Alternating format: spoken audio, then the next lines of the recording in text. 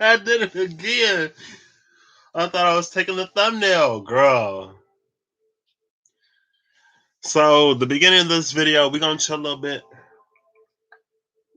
I gotta log into this game, get my reward, make some wishes. Hopefully I get a good character. Maybe since I'm live. I think I've lost weight. I was looking at the thumbnail for the last video, and I was like, oh my gosh, I'm getting even slimmer. So I just realized that I have a Los Scarabeo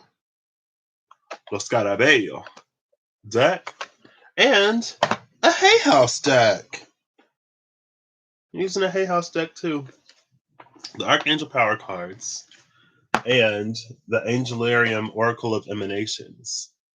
And I was looking at it because I watch Ramblin' Mike sometimes, and he was like a Los Cabero, and I'm looking at that. I'm like, wait, Los Scarabeo? That looks like Scarab. And so I was like, well, what's Scarab in? First I was going to be in Mexican. Scarab in Spanish is like Escarabia. And then in Portuguese, it's like Escarabe.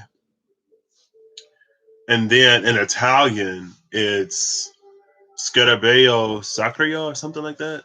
And I was like, okay, so it's Italian.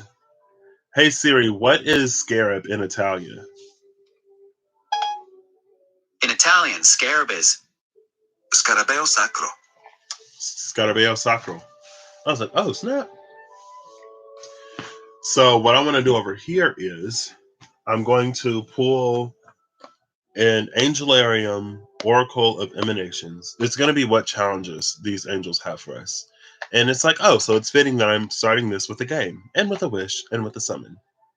It reminds me of a dream I had a while ago. It was a card game. It wasn't a card game, but it was like you would get, it had like a summon type system. And there were different like monsters or characters with different attributes. And I kept getting like light attributed, like an angel, and then something else. Like I got an angel in water. Anyway, these are going to be the challenges, and the challenges is going to be related to the area that that angel stands for, and these are going to be the cards that sort of line it out for us. Challenges being things that we have to overcome, also being something that there is a reward in the overcoming of. And that's how I'm going to look at it over here. And I was like, I'm going to use this channel more. I think, again, like, this channel sort of continues, or it may continue to be the place where it's the, I don't know, not the breaking edge for me, but I guess where I want to take some things a step further. And so it's more about like rising to the challenges that they present us rather than us. Oh, snap. Hold up. Oh, wait. Let me just go over here. See, I was playing this game yesterday and I stopped right in front of this little enemy. And I was like, if I spawn back in this game and, oh, snap. I'm frozen. If I spawn back in this game, where'd he go? And right in front of this and this enemy respawn, I'm gonna be messed up. And it did. So I gotta beat this first. And then so anyway, it's like closer to the edge of what I'm like hoping to do or accomplish or whatever, right?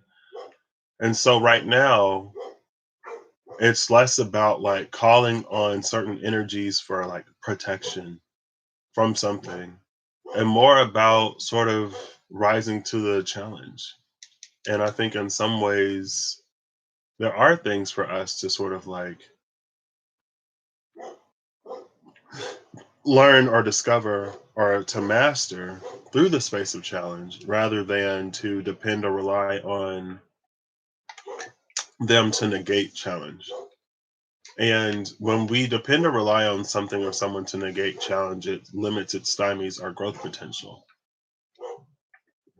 And in the space of today, where there's so much to be accomplished and so many ways that we need to be pioneering because of how the systems that are don't really serve the place that we're going into, how they've become sort of antiquated in a lot of ways, and how they serve a stagnated population of humanity that isn't really, it's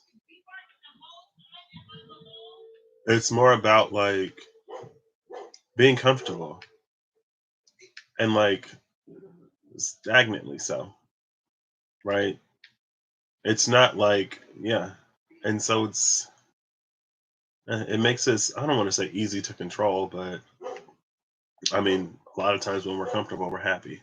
Not going to push the boundaries, not going to ask for more, not going to do whatever, not going to grow if we don't have to, type of energy. And I think in a lot of ways we become dependent and reliant upon spirit when it's like it wants us to grow, or they want us to grow and do more. Um, so I am going to claim my login rewards for today. And then I'm gonna make these wishes. I hope I get something good, y'all. And then I'm gonna turn the game off and I'm gonna pull off the cards. This is all a part of the experience. Um,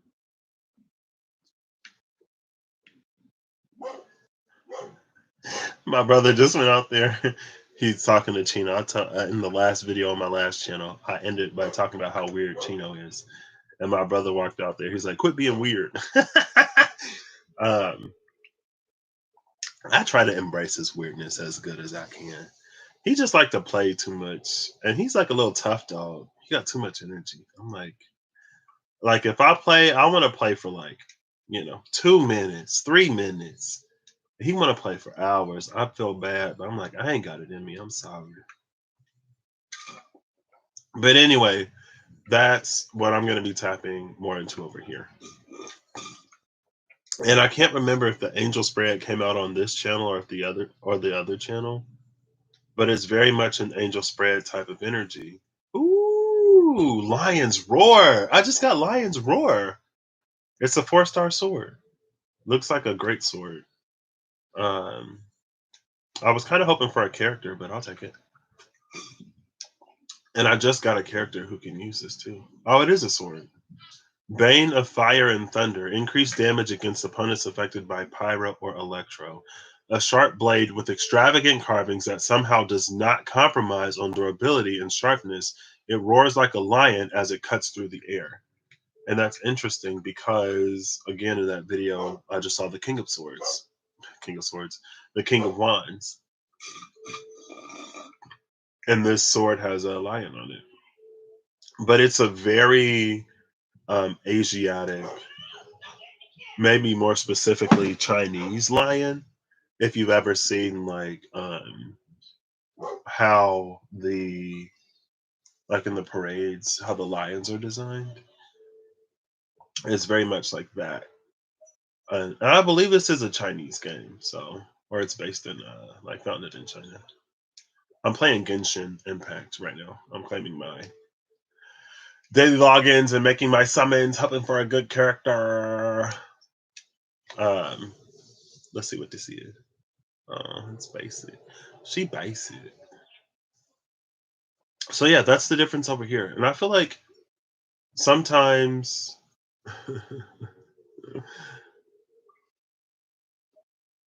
I understand it. I get it. But it's like sometimes I feel like I can say something and then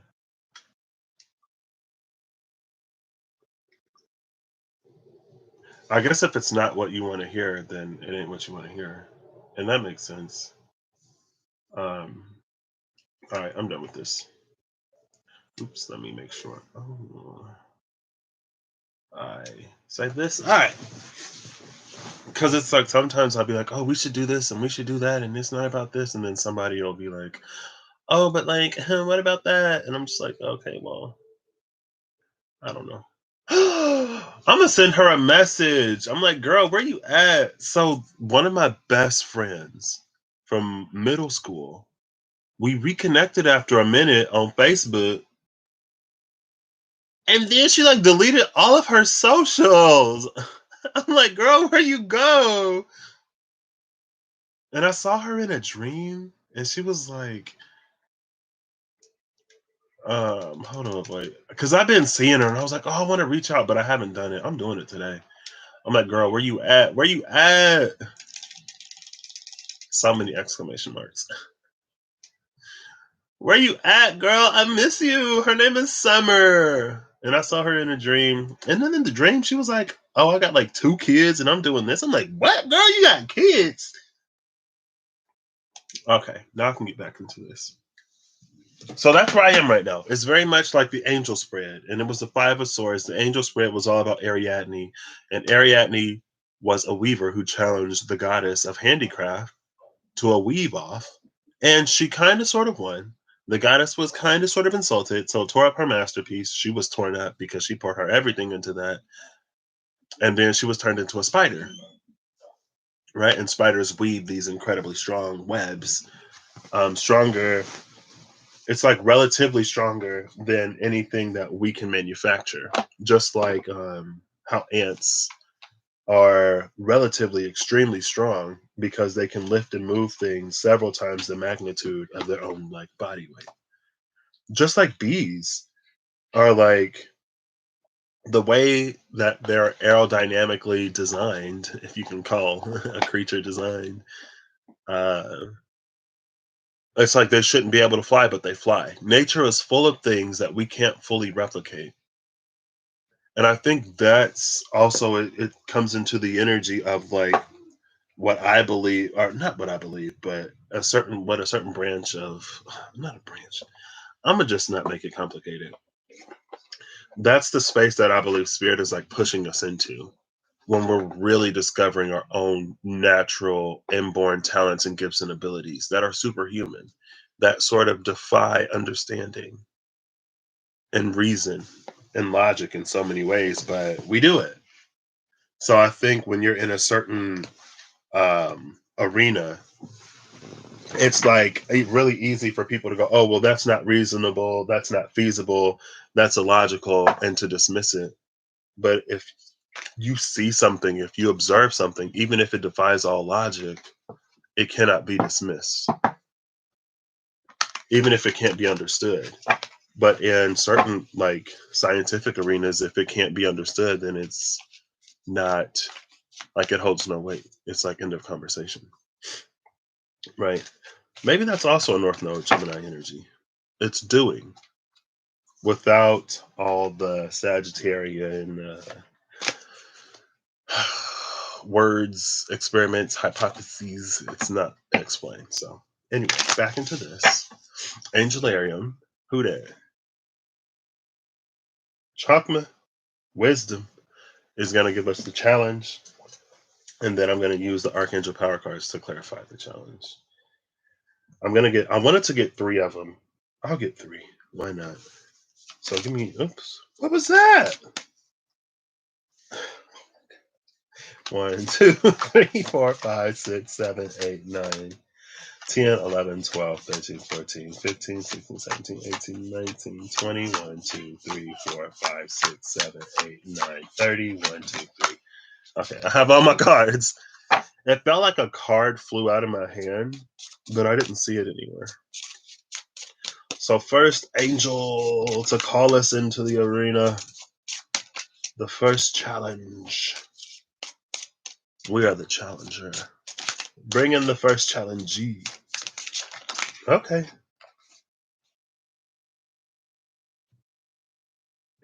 That's interesting. I also have 2 cards right here in my hand. I'll take them. This is 4. It's fine. It may be 5. It's fine. No, it is 3. Okay. So the first angel that came out is Hasmed, the Angel of Annihilation, and I just saw this card on the Legacy channel, so it's probably fitting. A lot of times I do videos in the same day on both channels. They kind of relate to each other, which is fine. I used to do these first over here and then do videos over there, and maybe that's how the flow was initiated between this channel and that channel. And over a certain amount of time, it got me more comfortable just going there on that channel in the first place, right? And so I think I do like it this way because now in this way I get to take it beyond and take it even further. Like this channel is the extended, or that's what I'm gonna make it because I don't know. I'm so like growth oriented. Like this is all I know how to do. And I think a lot of people, I don't even have to say a lot of people, it seems most of the people that I come across,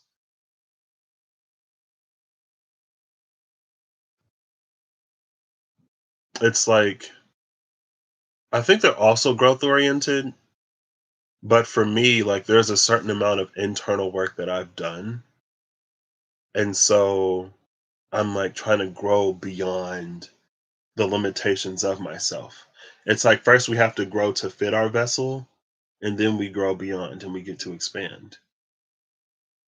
Less bound by fears and limitations and things that we have within ourselves to work through, right? It's like path working energy instead of like light working or shadow working. I would say path working is the integration of the two, middle path, right? Buddhist, I think, philosophy, theosophy. The second card, oh my gosh, Simikiel, Angel of Vengeance. We got the Angel of Annihilation, the Angel of Vengeance.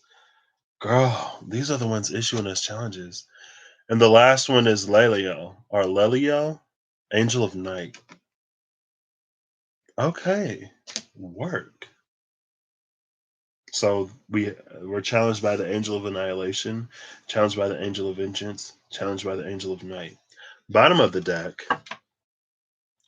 is Raziel, Angel of Mysteries.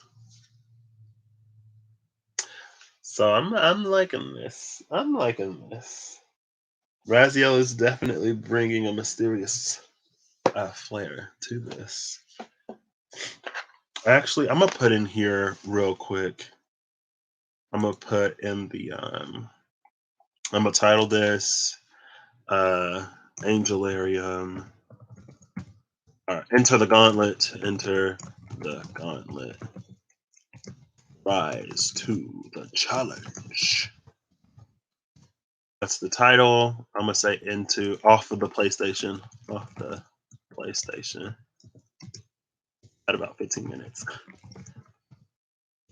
I'm like kind of sort of obsessed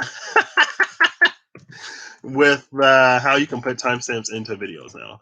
I never know what to title the first one, so I just put introduction. There we go. Off the PlayStation. Into the cards. There we go. I could probably put that at the bottom, but it's fine. Anyway, so back into this. Raziel, Angel of Mysteries. It gives me the energy of the King of Pentacles and the SKT, Archangel of Mysteries. And the Archangel of Mysteries is the angel who illuminates the shadow. And here's the Angel of Night right here. Within the shadow lies vengeance and annihilation. Now, what's interesting about the energies of vengeance and annihilation is that, from a lighter sense, it's not that they mean anything different, but they're less self focused. I think whenever we're in our own experiences, we feel wronged and we think that a certain action is justified against another individual, when in a more global perspective, it isn't necessarily. Because when we reach a certain conclusion, we don't necessarily take into account all of the factors that led to a certain situation. We also may not take into account the way we've contributed to a certain situation. And in our minds, we absolve ourselves of all responsibility and we hold others completely responsible, sometimes for things that they're not fully responsible for because we're not taking responsibility ourselves. And if we don't take responsibility, someone has to. And so when you act from a space of vengeance, or if you act to annihilate or to destroy from a space where it is not called for, it's like it falls back onto you. And it's very hard to engage with any of those energies rightly or justly when there's no accountability for self.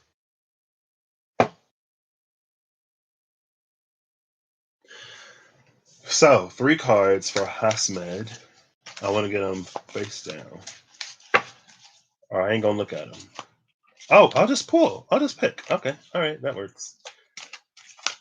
Let me finish the shuffle. So we'll do top, we'll do bottom, and some random card in the middle. So another one for Simikiel, top, bottom, card in the middle. And for Leliel, top, bottom, card in the middle. We'll take this one. Bottom of the deck is the World, Archangel Michael. Michael coming out with the Angel of Mysteries. All right. Oh, this is perfect. Michael is the Archangel Commander. I think it was on this channel when I saw Michael a long time ago. And it's like we're calling on Michael for protection or whatever. We call him Michael for. And Michael hands us the sword and he's like, oh, you ready to DIY? You have everything that you need at home. Take care of it. And you're like, oh, but Michael, like, what? You're supposed to do this for me. And Michael's like, what? Who said? And you're like, oh, like, I don't know, everybody. Like, I pray to you, you take care of my things for me or whatever. And Michael's like, no. And it's time to step into, I guess, a sort of warriorship a little bit. What Michael say? A very happy ending, coming full circle, spiritual growth and insight. We're going to take spiritual growth and insight with the World, Archangel Michael.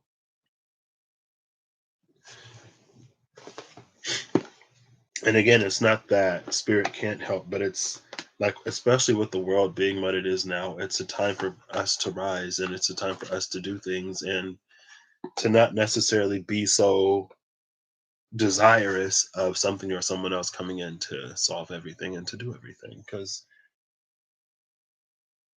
it separates us from what it is that, right, from our power, you know? So the first challengee is Hasmed, Angel of Annihilation. Woo! I'm so clumsy. Sometimes I have days where I just like drop everything. When I have those days, I probably shouldn't handle food. I was trying to microwave some chicken noodle soup and I got it onto the plate and then it hit the floor. And I was like, man. And it wasn't like half of the chicken noodle soup, but it was enough. It was enough. Ooh, my girl Summer! I'm sorry. Oh, Summer! Where you been? Oh my gosh. OMG, I miss you. Oh, she replied. She replied. I'm sorry. I'm so. This is the best birthday gift anyone could have given me. She been on my mind heavy. And I'm like, girl, you deleted all your socials and just like disappeared. What's going on? But she replied to me. Okay, I'm sorry. I'm excited. I love my friends. Is that a crime? What was I talking about? I don't even remember. I don't even remember. It's fine. Hasmed, Angel of Annihilation. The Unmaker. A terrible sight to behold, the void eating itself and making itself anew. That which should no longer exist is unmade by Hasmed's hands. There is something that needs to be removed. Look upon that which should not be and loose it from existence. Signs are a hood, an eclipse, and an empty field. I love this. Removing what should no longer be. This it feels like a very like WandaVision, and I've never seen WandaVision, Twilight Zone, and I've seen some episodes of the Twilight Zone energy. Where it's like in this version of reality, it's like something isn't right. Something doesn't fit. Something has worked its way into an equation. And it's like it's like a little nagging feeling. Something just like a little bit off.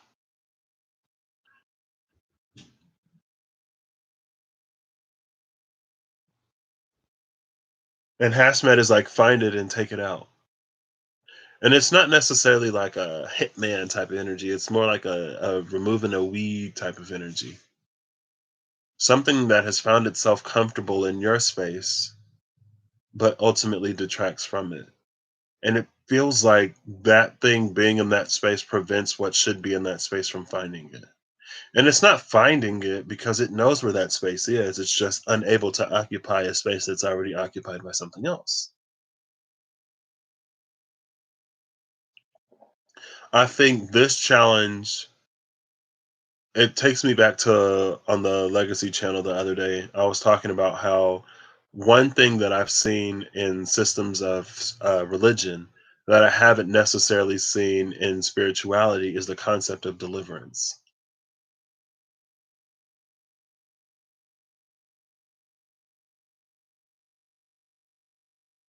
And so the angel of annihilation, it's like, we're praying to, it's almost like we're praying or asking spirit or the universe to stop a certain thing from happening, but we're not addressing, it's like we're praying to stop the effect, but we still want to continue the cause.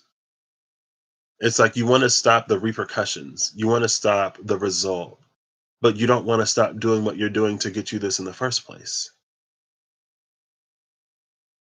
So this is the first challenge is for us to stop doing and to remove the things that we know we need to stop doing and to remove. And if you're looking for a reason or excuse, you're always going to find one. If you're like, oh, I was going to stop, but it was difficult, so I did it. Or I was bored, so I did it. It's like, well, you're always going to find boredom. You're always going to find difficulty. You'll always be able to justify doing this as long as your belief is, I'm going to wait until things get easier or whatever. Hazmat, it's a call to let it go. It does not be, it has no space here. And to continue to hold on to it actively pushes out, actively repels what it is that you're trying to attract. And it reminds me of the lock and key way of looking at enzymes. And that it's like if you have this sort of shape here, right? And then if you put a ball here and a ball here, when they're both in there, it does this. It naturally changes it and it forces them together.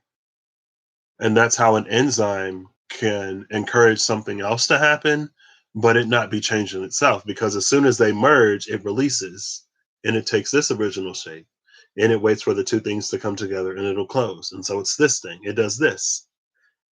And so what this will do is it'll bring two things together and encourage them to fuse and then release, fuse and release. It's like this machine. But if it never releases, then it's never open for anything else to fuse. And if something is misshapen, then it can't fit in there to get it to change conformation either. And it's more of that second thing. It's like we're mostly aligned with what it is that we want, but it's like there's one thing that keeps it from locking into place. And without it locking into place, it won't close. And so we have to eliminate what keeps it from locking into place. And I like talking about this on this channel because I know that that's not something easy.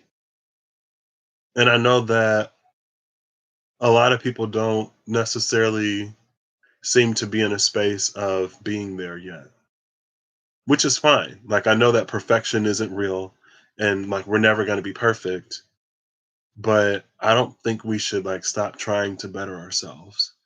And it seems like a lot of time we're like, oh, perfection doesn't exist. We're using that to justify us not doing, not being, not making whatever changes we need to make to better ourselves. It's an excuse. And I'm not necessarily a perfectionist, but I've lived enough of my life not living up to my potential. And I've lived enough of my life not doing the things that I know I need to do for myself to be where I want to be. Excuse me. And I know that the person who's held me back the most is me. And so I'm not interested in being perfect. I'm not trying to be perfect, but I am constantly striving to be a better, more free, less limited me constantly. And I'm not going to stop.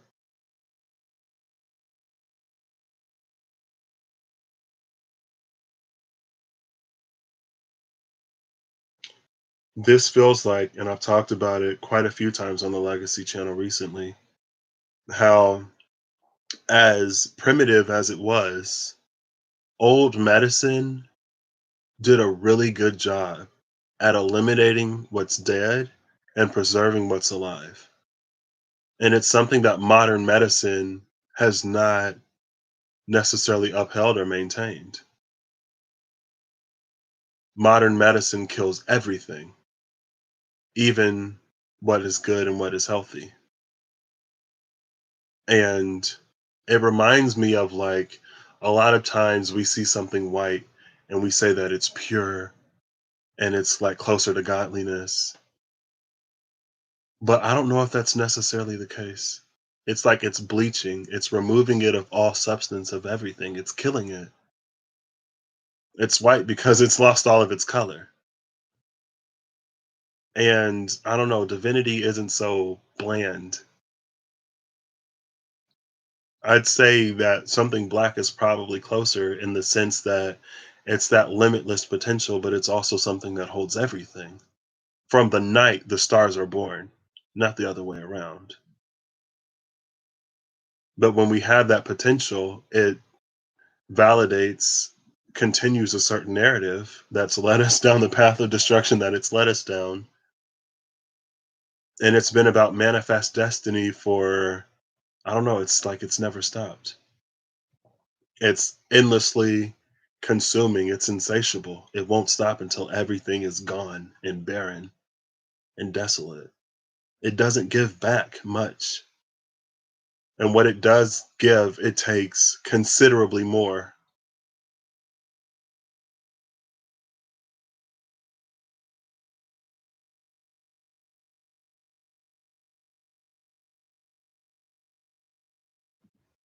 And it's about realizing what is actually detrimental, because it's easy to shift blame. It's easy to shift a certain narrative. But what blows my mind is like when it comes to this country and how we treat specifically like Mexican people. And what the narrative around Mexican people is like, oh, they're coming, they're crossing the border to steal our jobs and blah, blah, blah, whatever. And how easily people will take arms and have taken arms against Mexican people, but won't challenge the companies who are outsourcing all of the work to different countries. And it's like, well, there's so much, it generates so much hatred and animosity because it validates and reinforces whatever narratives of supremacy there already is. But it does nothing to challenge the very real, very known fact of a lot of jobs are being outsourced to different countries because they can have people work in different countries in inhumane environments where there aren't as many protections and they can save money. Where's the same call for responsibility or whatever in that way? And it's like how easy it is to just scapegoat and for people to buy into it.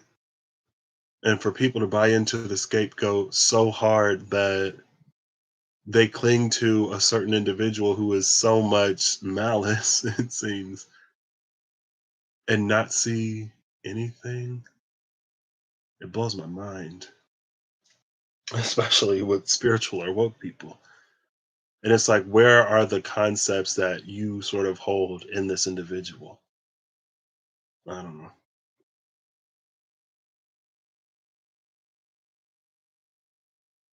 But this is modern medicine.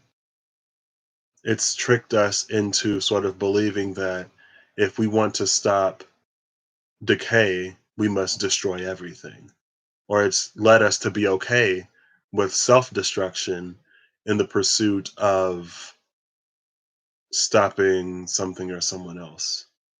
Traditional medicine used nature, and it used specifically the sector of nature that naturally decomposes what is dead and dying.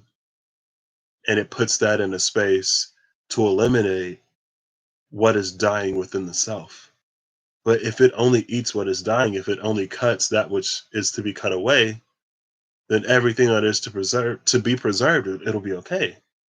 It's like when they used to put maggots on open wounds because the maggots would eat the bacteria, the dead and decaying flesh, but anything healthy it would still leave. And is it gross? Yeah. But is it more effective than putting something on the area that'll kill the healthy cells and it'll kill everything? It's like some people go through chemotherapy and they end up worse off because it's not selective. It destroys everything to the point where things that your body could naturally sort of defend itself against, it now can't because it's been so weakened by the remedy and the solution. And it's something that we have to really weigh. And then it becomes this space of like decisions that we shouldn't even have to make. And right now, is that the best that we can do in a physical and in a very real sense? Maybe, sure, yeah. I'm talking metaphor now. We're in the realm of metaphor and traditional versus current medicine. Because it's like it puts us in a space to make a decision. Well, if I continue to live with cancer, then I don't have much left. At least it may not be perfect, but it's some kind of hope. So I'll do it.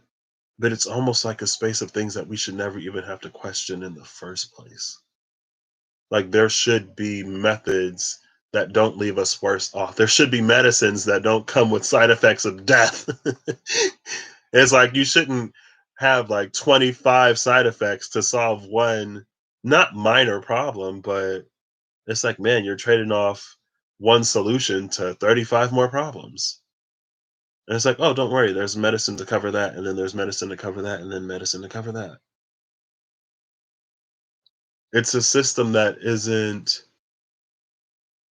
it's like from a certain perspective, it's so not built on actually helping anybody. It's a system that on a certain level is so built on keeping itself running. But when you're living in it and when you have to make choices and decisions for your well-being because of the options that you have, it's like, what choice do you have but to play in it? Now, all of that we're applying to an emotional and spiritual and maybe even mental sense because it's about the experiences and the traumas that we carry and the ways our life is shaped and impacted and formed by things in the past that we choose to hold on to and try to remedy and cope with rather than diverting or focusing that energy more on actually healing from it. And HASMET is like, instead of trying to dress it, instead of trying to make more space around it, instead of trying to adapt to the situation, cut it out, leave it behind. It serves no purpose moving forward. It only serves to keep you from attaining what it is that you truly wish to attain. It actively prevents you in some ways from getting what it is that you're working for, keeping you stuck in this cycle. It's like you're on a hamster wheel. Hasmet is trying to get you to cut it and lay it straight. So now it becomes a track moving forward rather than a trap that keeps you in a loop. Clarifying this, it's the King of Ariel at the top and the Seven of Raphael at the bottom. I just saw the King of Gabriel, and I was just talking about how the King of Wands and the Knight. I saw the Knight of Gabriel and the King of Gabriel. I was talking about how the Knight of Wands, the King of Pentacles, and the Chariot came out. How at a certain point it was the Knight of Wands and the Knight of Pentacles that made the Chariot run, but Pentacles energy leveled up. Wands energy stayed the same, and it's no longer like it no longer functioned.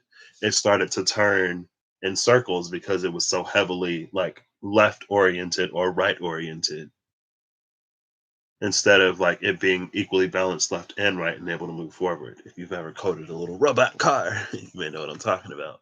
Turn up them servos, increase the duty cycle. I'm sorry. Also, y'all haven't necessarily seen me like this on this channel.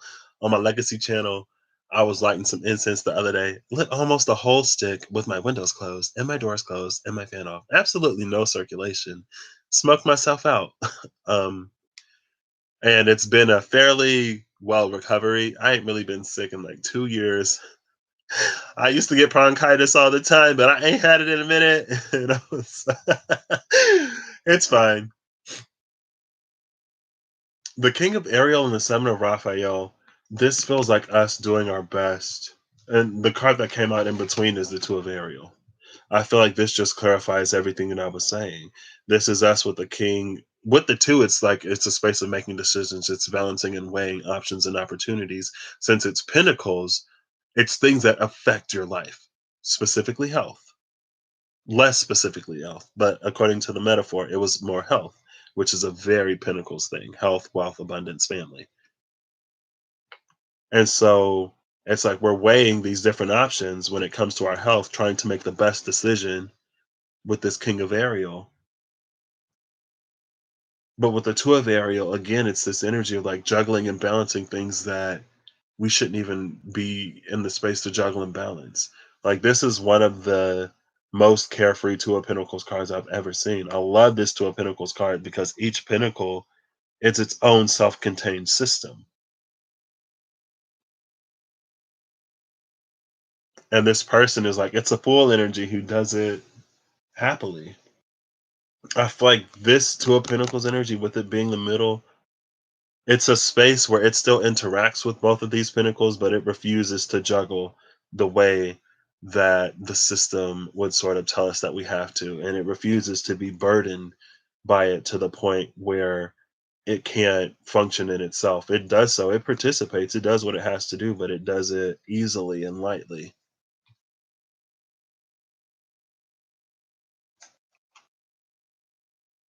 And because it's done that, it finds a way to have a sense of sovereignty in a space that almost naturally denies it. What does the Seven of Raphael say? Time to make a decision. Be clear on what you want and take action. A need for detoxification.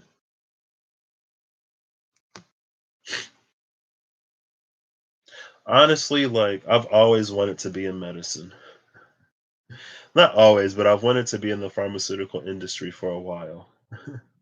And the more I go on my journey, the more I'm like, I want to be in medicine for what it does for people.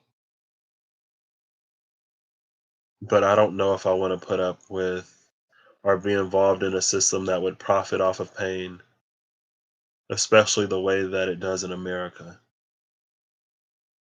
where things are like, and what was his name? I can't remember his name, but it was the dude who bought, I think it was an HIV medication. I think it was HIV medicine. and who like jacked the price of it way up because it was one of the few treatments out there and it was patented. And he was like, well, if people don't buy it, they'll die. People have to pay for it so I can make a profit. And then he ended up getting charged. Shkreli. I think that was his name. Shkreli. Maybe Martin Shkreli. And one of the things that I've experienced in my college career, because I was in it for a while. So when I was in chemical engineering, it was the talk of like when I first got into it, there wasn't necessarily an environmental awareness or whatever mandatory environmental awareness component, but they were like talk like moving forward, like everyone's gonna have to take one so that we know how we impact the environment and to emphasize the importance on that. When I switched my major into biological engineering, the ethics and the morality was something that was featured a few times.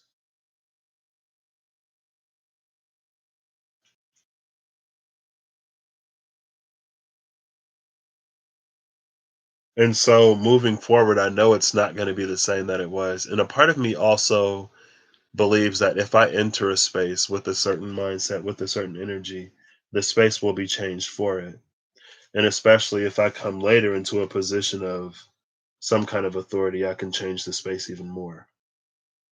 Or I can choose to work for a company who values people and again who isn't in the business to profit off of pain. Because it is a business, so does money need to be made to keep everything afloat? Yes. Research and development is also very expensive, and depending on the profitability, it may not be as easily funded, and so the money has to come from somewhere. But to purposefully take a stance that like, well, people have to buy it or they'll die, so we can afford to charge more. And then when people say like, we charge a certain amount for like insulin in this country, but you literally cross the border into Canada and it's like so much more affordable. Why is that? And when you challenge people on like your profit margins increased, not because you developed something new, not because your medicine got any better, but because you charged more for it. And people who don't have a choice, they have to pay it. And it's again, it's like one of the many, many, many, many, many ways that we've been tricked and deceived, and the ways that we buy into the system being what it is, that strangles and suffocates us even more, that needs to be cut out, needs to be removed. And we can't be so fixed in what has been that we won't allow ourselves freedom in this situation.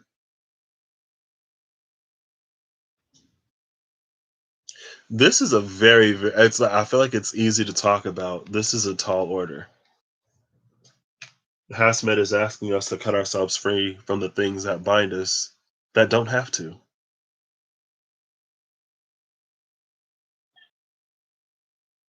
And with this being so Pentacles heavy, it's like I know that like physically you may not know what the solution is. But just because you don't know what the solution is doesn't mean that you continue to buy into whatever is offered to you with that Seven of Pentacles or with that Seven of Cups. You need to be in a King of Pentacles energy. Or not need to be. That's what I guess we have to gain. Even when we play the game, we don't abide by its rules. We make our own rules, right? Defying gravity, what she say? Girl, summer! I'm so excited. I'm so excited. Oh my gosh, girl, why you disappear off of social media? I'm sorry, I'm sorry. Oh, she was one of my best friends. She is like, what is she's a Taurus. She's born on May Day. She gotta have like an Aquarius moon or something. Aquarius is strong in her. Whenever I think Aquarius, like if Aquarius is like quirky and weird and unique, that's her. She is the most random person I know. I remember one time because I found out that she lives not too far from me. And so I snuck over to her house after school. And it's like I didn't sneak over to her house so we can like make out or like have sex or whatever. We literally just played video games. And then she was like, "Oh crap, my parents are home. You gotta go." And I was like, "Oh snap, let me go." Um, but her family is cool. There was a whole situation that we went through on the internet that I don't think I've ever talked to anybody about. Oh, she was wild. I mean, not she was wild. The situation was wild. Anyway, I've been missing her. And I've been seeing her pop up lately. And I was like, I should message her. I should message her. Today I was on the video. I was like, F it. I'm going to do it. Thank you, Angel of Vengeance, for allowing me to cut out that hesitation. I don't know why it was there, but I'm glad I did. Anyway, moving forward to Simikiel, Angel of Vengeance, double-edged sword. It cuts both ways. So before you call it down, make sure it ain't gonna fall back on you. And I think going back to like what I was saying earlier, I think when we call down the energy of justice and retribution, it's like we want it to be directed only outward. But there are certain energies whenever you call down an energy and higher energy, like when you get to higher energies, it seems like especially in the angel and even in the demonic realm, it's like they specialize in something, right? The angel of mercy, the angel of vengeance, the angel of rain, the angel of this, the angel of that, the demon of this, the demon of that, the demon of whatever. So like if you call down justice, it's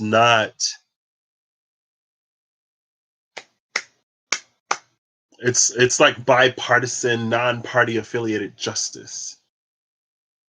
So if there's anything that you can be, like that's why it's like let he who is without sin cast the first stone, because if you call on anything above you to throw stones, it'll also throw stones on you.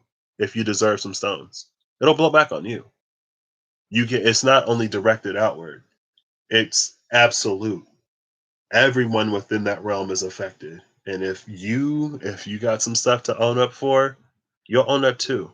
So be careful. I'm gonna go to the bathroom real quick because I've been drinking a lot of fluids. 1 second, temporary break. I'll tag it when I'm back.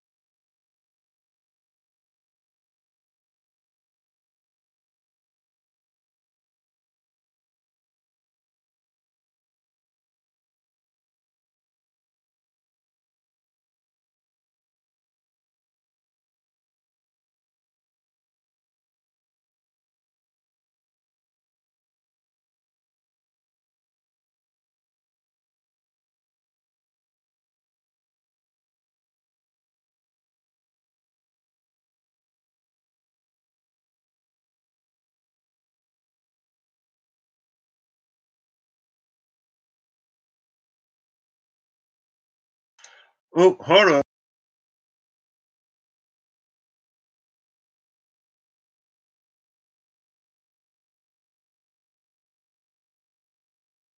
All right. I'm actually gonna timestamp this. Oh, I'm gonna be having fun with these timestamps. I mean, I always do, but now I figured out how to get them to pop up in the video. 1 second. I'm gonna say 55 minutes. Simikiel, Angel of Vengeance.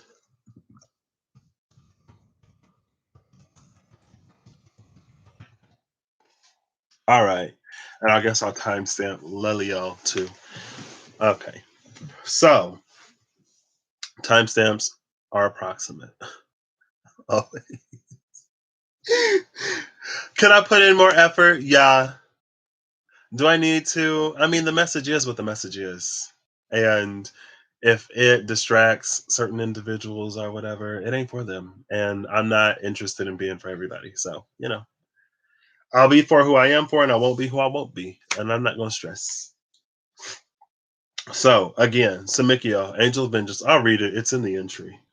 Um, but a lot of times it's like we feel rectified in making judgments. But whenever you judge someone else, you're also being judged yourself. And I think there's a difference for me because I don't consider myself to be a judgmental person, but I am like always observing and looking. And for me, I'll always look at it as like, is this something that I want to be? Is this something that resonates with me? And if it doesn't resonate with me, I'm not going to feel pressured to interact and to engage with it. I think the world has done a lot of us, especially Americans, it seems, or some of us, a disservice in thinking that like other people have to interact or have to engage with us. It's like whenever someone's like, well, I got the freedom of speech, I have the right to say whatever I want to say. And it's like, yeah, you do have the right to say whatever you want to say, but that doesn't mean that I have to agree with it. That doesn't mean I have to accept it. And it, for gosh darn sure, doesn't mean that I have to listen to it either. You can say whatever you want to say, but that doesn't absolve you from the responsibility of the weight of your words. Or people be like, oh, like back in the day, you could do this. And it's like, yeah, but thank goodness for modern times where I don't have to suffer fools. Not to say it like that, but it's like some people have some really offensive stances and opinions and feel that others should have to accept or listen to them, especially ones that directly or even indirectly influence and impact someone else's livelihood. And it's very like I am the type of person that I'll analyze myself, but I don't in some ways I do, but only when it comes to decency. Like when it comes to other things, like I don't force my standards onto somebody else. And so, like for example, when it comes to like abortion, I'm pro-choice. I'm not pro-choice because I necessarily agree with it. I'm pro-choice because I believe that it's someone else's right to choose in that moment and in that instance what they do. And I'm pro-choice because I believe that every situation is different. And if there's a pregnancy that has if it's like a high risk pregnancy that would risk the life of the mother and the baby, do I believe that they should have to go through it anyway and potentially lose their lives? I think that's a choice for them to sort of weigh out. And I think sometimes we make things so blanket, black and white, that it doesn't allow for life to sort of intervene or for life to be taken into account.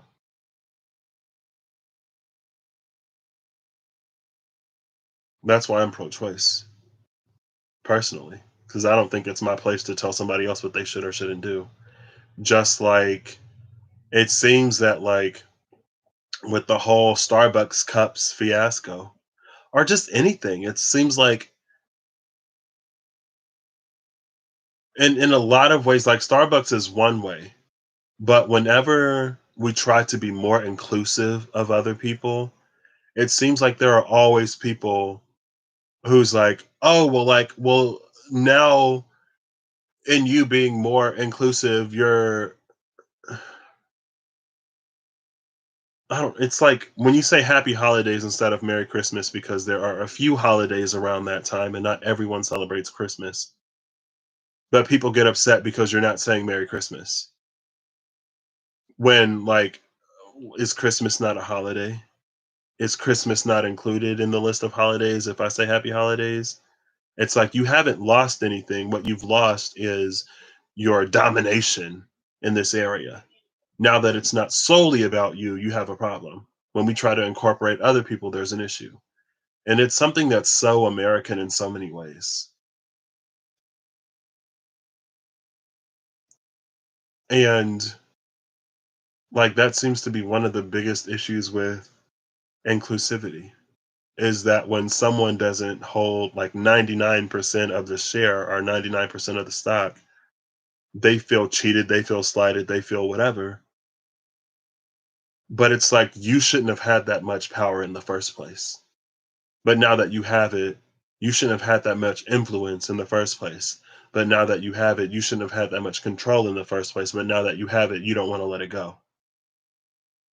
And I think within a lot of people, they have to, or they are sort of struggling with, I mean, like, because when you've had it for so long, does it feel like you're missing out or losing out on something? Yeah, I'm sure it does. But again, it's not something that you should have really had in the first place.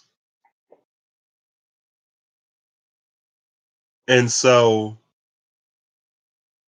that's why, like, I think a lot of times when like privilege has become like a trigger word for a lot of people, but when people are like, check your privilege, it's very much like this Simikiel energy, where it's like, someone who's had everything or who's had un um who's had more access to something because other people had less access.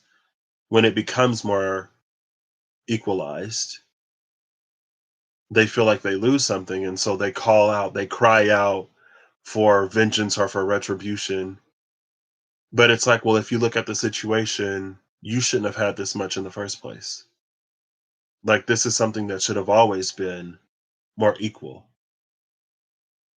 And you see an effort to level the playing field as taking against you, maybe because you're 50 levels above everyone else, 75 levels against above others, and like 90 levels above someone else. That when we try to equalize something, do you feel like you're losing something? Yeah, probably, sure, but that's because you have way more access to this than you should have. It's way easier for you than it should be. And it doesn't even necessarily have to be easier for you in the sense that it's more accessible.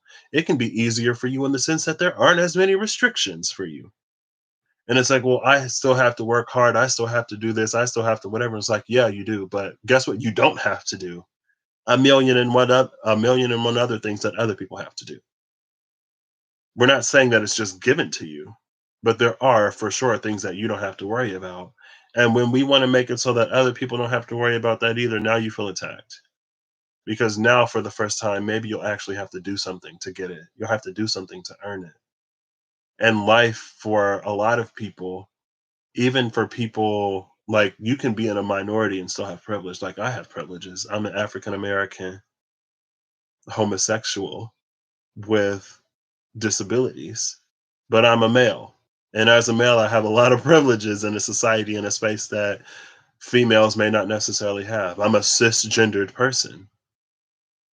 So there are benefits and there are privileges that I have that transgendered people don't have. There are experiences and things that I can walk into a space and never have to question because I was born in a space where I align with what, like, in the conditions of my birth. And there are so many things I don't even have to think about or worry about. I'm privileged in so many ways, even though there are things that I have against me.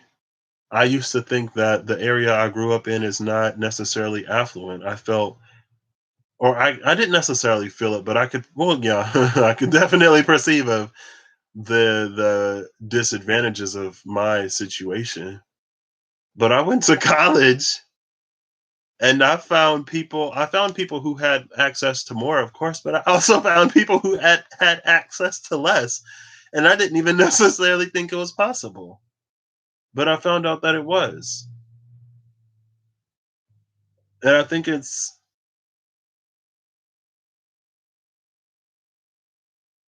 I don't know.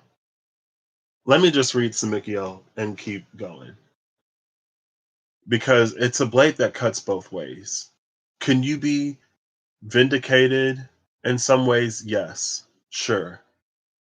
But there are still things that, again, the sword could fall back on you. And I don't think it's for us to sacrifice forward progress and movement because we all work it out in our own time. Shoot.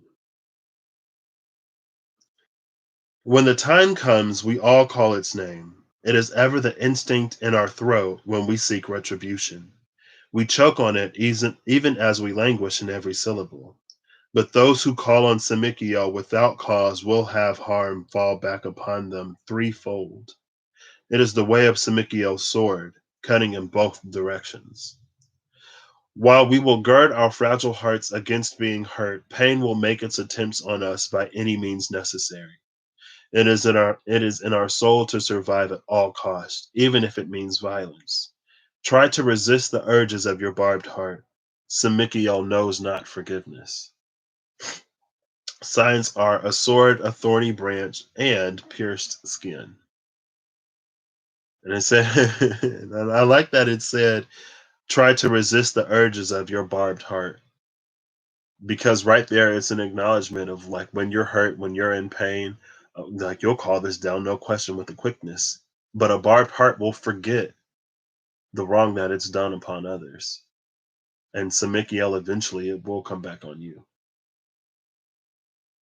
It rains on everything just, not just on the injustices made against you. It will also put on trial the injustices that you've made against other people. And as people, a lot of times we like to use what other people have done to us to vindicate or to validate our actions. But whenever we make transgressions against innocent people that have done nothing to us, we must now pay as well. And maybe that's one reason why, in some ways, the divine is as slow to move as it is, or how we can perceive it to be. Because it's like, let he who is without sin cast the first stone. And if the divine comes down to settle an argument, it's settling all arguments, not just the one of interest that you're interested in. It's like when someone else is on trial, and so you think that the direction of the case will be like everything related to that. And in law, a lot of times it's like that's the thing. I did jury duty once, and what I learned in that experience was the difference between innocent and not guilty. Because I sat in on a trial, and for what they charged the person with, it's like there was no way, like they didn't prove to me beyond a shadow of a doubt that the person did what they tried him for. Do I think that the person was completely innocent? Not necessarily, but I don't think that he did what they tried to say that he did. And on one hand, it was very easy to reach a decision and a verdict because that's how the system is. But on the other hand, it's like, wow. But it's like in this case, it's like you try to put someone else on trial, but then you get put on trial. And in some ways, somebody could use this to try to invalidate the claims of the person making them, or to call into it's like we're supposed to be looking at the character of one person, but their defense is like, well, look at the character of this person. Do you think that this person is really like in a space to be making these claims against someone else?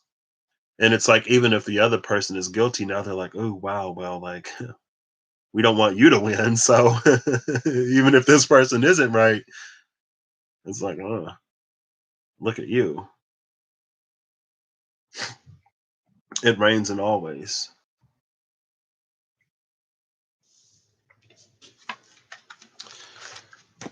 At the top of the deck is the eight of Ariel. The bottom of the deck is nine of Ariel. The card in between was the Queen of Michael. The King of Michael, no, Archangel Michael is at the bottom of the deck with the world. The Eight of Pentacles, Nine of Pentacles energy.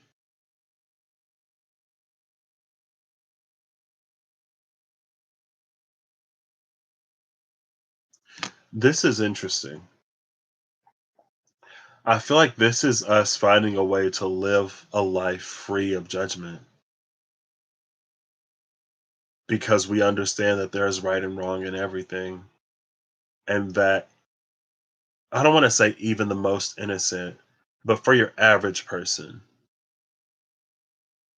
with all the light, there is shadow. For all of the right doing, there is wrongdoing. No one is perfect. No one's going to have it completely 100% right. And it's almost by design because for everyone, there is someone. And I was watching Tony Robbins with my mom yesterday, and she was watching a 10-hour long it was Believe It, Becoming Unstoppable. I popped in every now and then with her, and I sat through Tony Robbins with her. And he was like, who wants to be perfect? People hate perfect people. How many of you like know someone who hates someone because like not even because they're perfect, but because like they like, oh, they're and I was like, ugh. I feel like a lot of times I watch Tony Robbins, I'm just like, ugh. But I do recognize and realize that there's quite an audience. I mean, if he didn't have the audience, then he wouldn't be as successful as he is. But I like for me personally, his approach is not something that I would find effective. Like if I needed advice, I wouldn't go to Tony Robbins. I wouldn't go to the Tony Robbins that is the Tony Robbins that I've seen. Tony Robbins could very well be the type of person who can interact with his audience the way that he needs to. Tony Robbins could talk to me in a way that would inspire me, but that wouldn't necessarily be effective to a lot of people. And that's something that I'll also take into consideration. I'm not going to make a judgment on Tony Robbins because of, whoever. When you're engaging and interacting with a certain person, just like a psychologist or a psychiatrist or a psychologist, it's an energy of like finding who that person needs in the moment and being that. And it's like you can't look at someone's interaction with one person and sort of gauge or judge what their interaction would be like for you. For me personally, whenever I give someone advice, I try to give someone advice in the vein that they would take it. But it seems like when most people give advice, they give advice from what would most benefit them. And no shade, but I have one friend. It seems like a lot of times when she gives me advice from her perspective. And she knows that because she'll be like, what I found is, for me, what I've realized is, and the world I think works very differently for us because we're different people and because we have different modalities. Not to say that everything is different and not to say that what she has to offer is never valid. I think there are times when do I need to have a different approach. And when I need a different approach, she is extremely helpful for that. And there are times when I need to do more, but I also know that like she's very much a doer. and I'm not necessarily a doer. I'm more so like the way I've navigated through life, it's about finding moments of opportunity. And I guess if I had to, like, she would be the falcon, I would be the no, she would, yeah, she would be the falcon, I would be the hawk. I think for her it's about speed, it's about momentum, it's about movement. With me, it's more about precision. And I can feel when something like isn't necessarily aligned.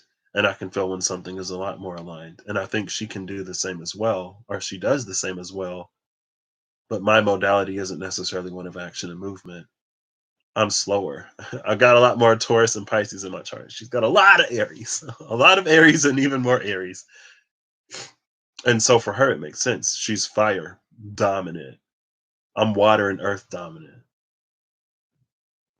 But I have also found myself in a space where,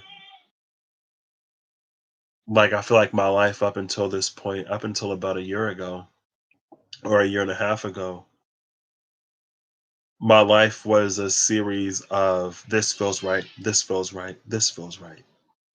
I do this now, then I do that, and then I do the other thing. And whenever I reach the end of one thing, the next thing that feels right will find me, and that's where I go.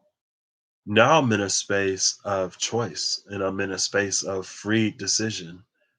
Maybe I'm in this space, or I feel like I'm more in this space because for the last 2 years of my life, I've been doing a lot of work to free myself from the chains that used to bind me, from the fears and the doubts and the worries and the insecurities that would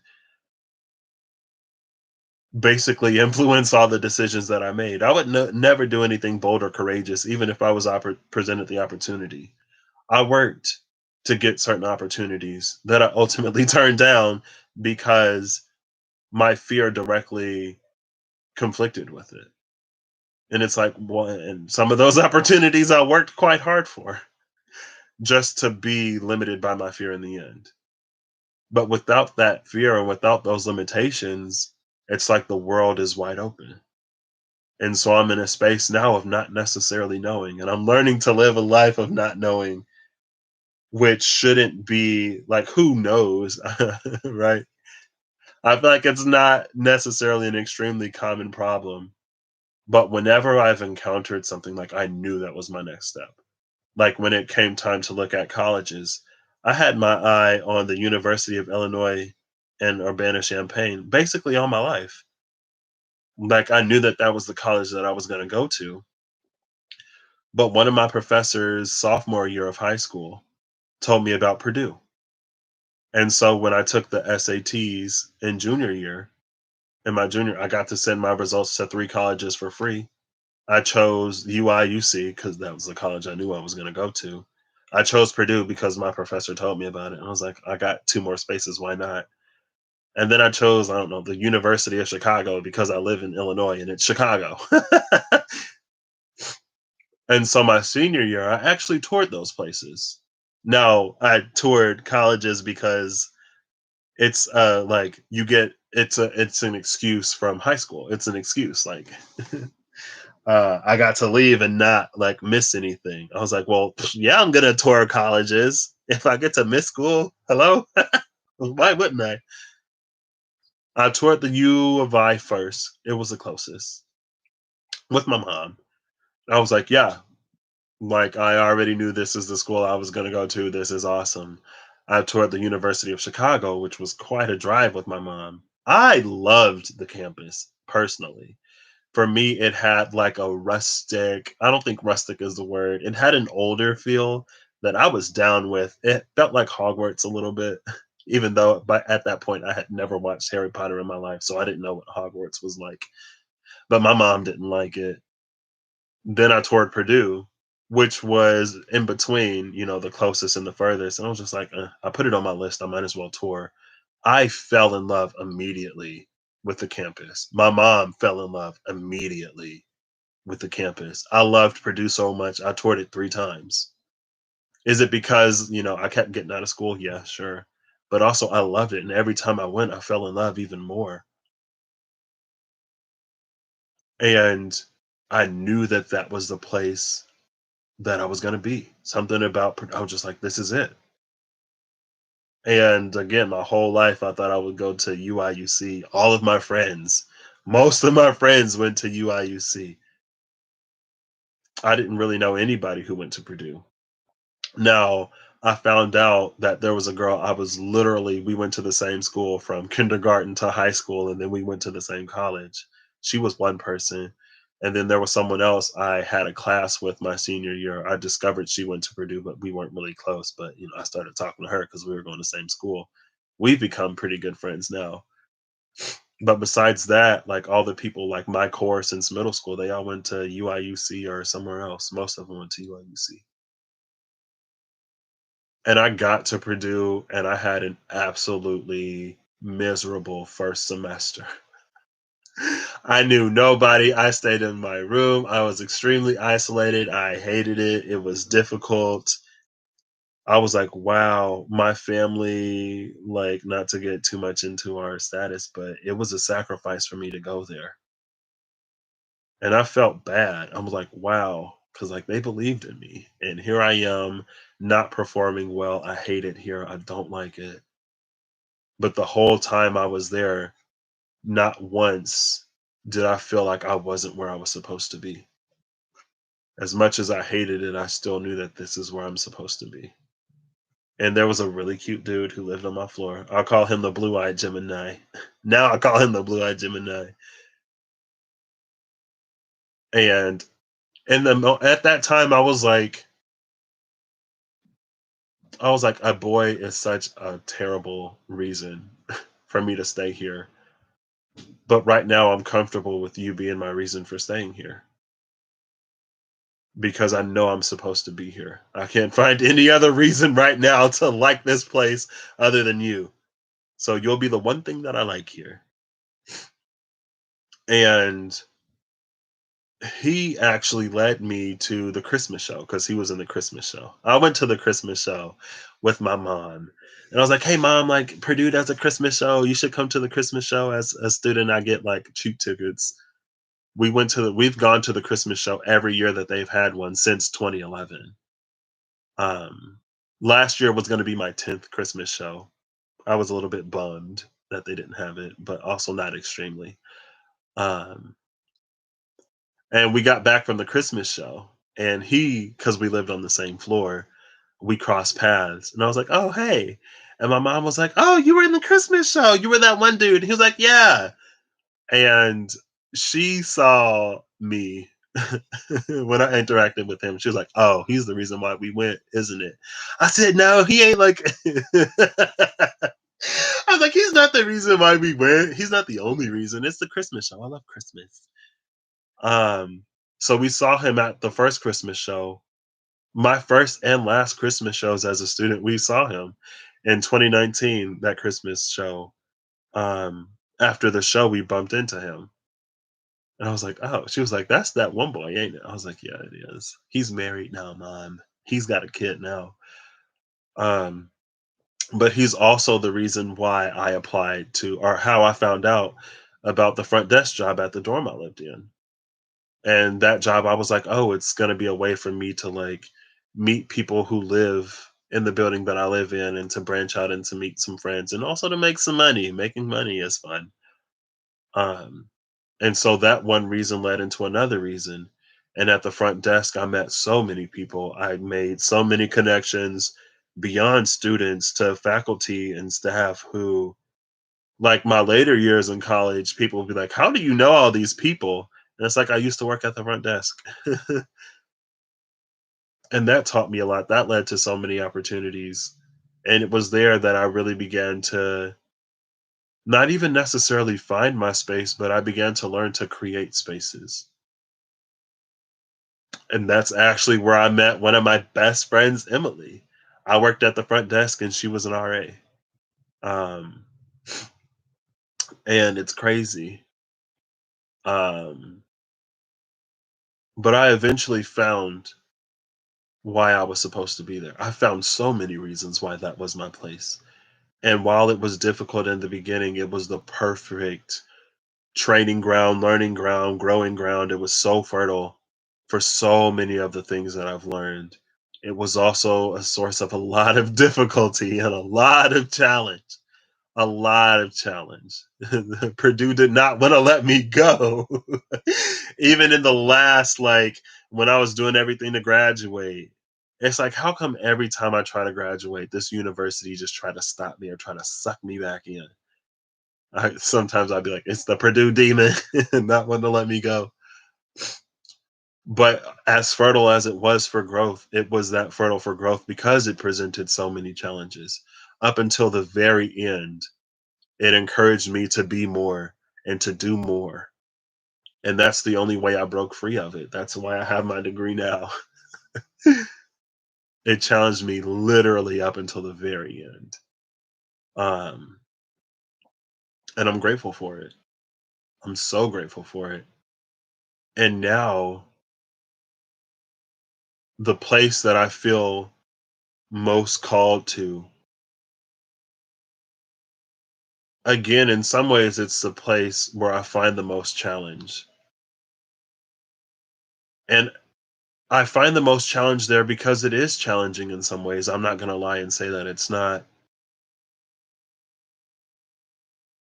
And if this message somehow finds its way um, to whoever it could find its way to, it might not. Honestly, there is a lot of peace. I wouldn't even necessarily call it peace, though. It's quiet. There's a lot of quiet in my life without certain circumstances. And I've always known that. I'm not going to lie and say that it's not, but my life is so much richer and so much more, I don't want to say meaningful, but it has so much more color and it's so much more vibrant and so much more alive when it's there. And peace is something that I kind of hold sacred. It's something that I cultivate within myself. I don't really give to certain situations that take away from my peace. Not really. And there's a lot of peace peace that I lose in those arenas. But again, I don't know if it's peace as much as it is silence. And I'd much rather have that in my life than not. Maybe I'll say something. Maybe I won't. Part of me is like, I'll hold my tongue just because there are certain, like, there's a space of decision that I've reached within myself. And there's a space of decision that others must reach within themselves as well. And sometimes I think a word spoken too soon or out of turn can, I think ultimately in the grand scheme of things, it's all in the time it's supposed to be in because we always have something to learn and to gain and somewhere to grow, somewhere to go afterward. But I've reached that choice and decision within me. Is it challenging? Yes. Partly because it's challenging, also partly because things are quieter and simpler outside of that space. Also because that space is undefined. It's very volatile. Not volatile, it's undefined. It's become a space of pure choice and pure decision. And in the beginning, it was like the only thing in my life that I didn't have any concept of knowing around. Like there were a few things that I knew, but in general, like I don't know how things are going to work out in life 100%, but I have an inkling and a feeling. With that, it was like the only space of uncertainty that I had ever engaged with. I've never, like, I've seen one of the Twilight movies and I've seen clips and parodies of Twilight, but honestly, it feels like I was Edward and that person was Bella. And it's like I can read everything and everybody. I have a general sense of what is for me and what isn't for me. And for the most part, I live my life based upon that. but you are like the only thing that I don't know anything about. And it's not that I can't read you, but it's like when I read you like a book that I have to read closely or else I'll get lost. Like there's some minor detail that I'll miss and then it'll be like this huge surprise twist or I'll get lost if I don't pay attention. Other people you can sort of read at a glance. You can skim over it.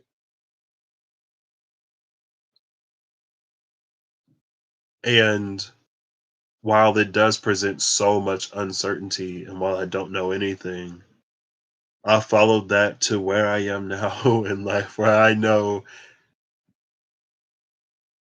I don't want to say I don't know anything, but it feels like there are so many paths that I could take. Very Seven of Cups feeling. And not necessarily Seven of Cups in a deceptive way, but Seven of Cups in like there and what it truly is. Life is a mystery. Life is unknown. One choice and decision leads to more choices and decisions. The path that we take is the path that we create always.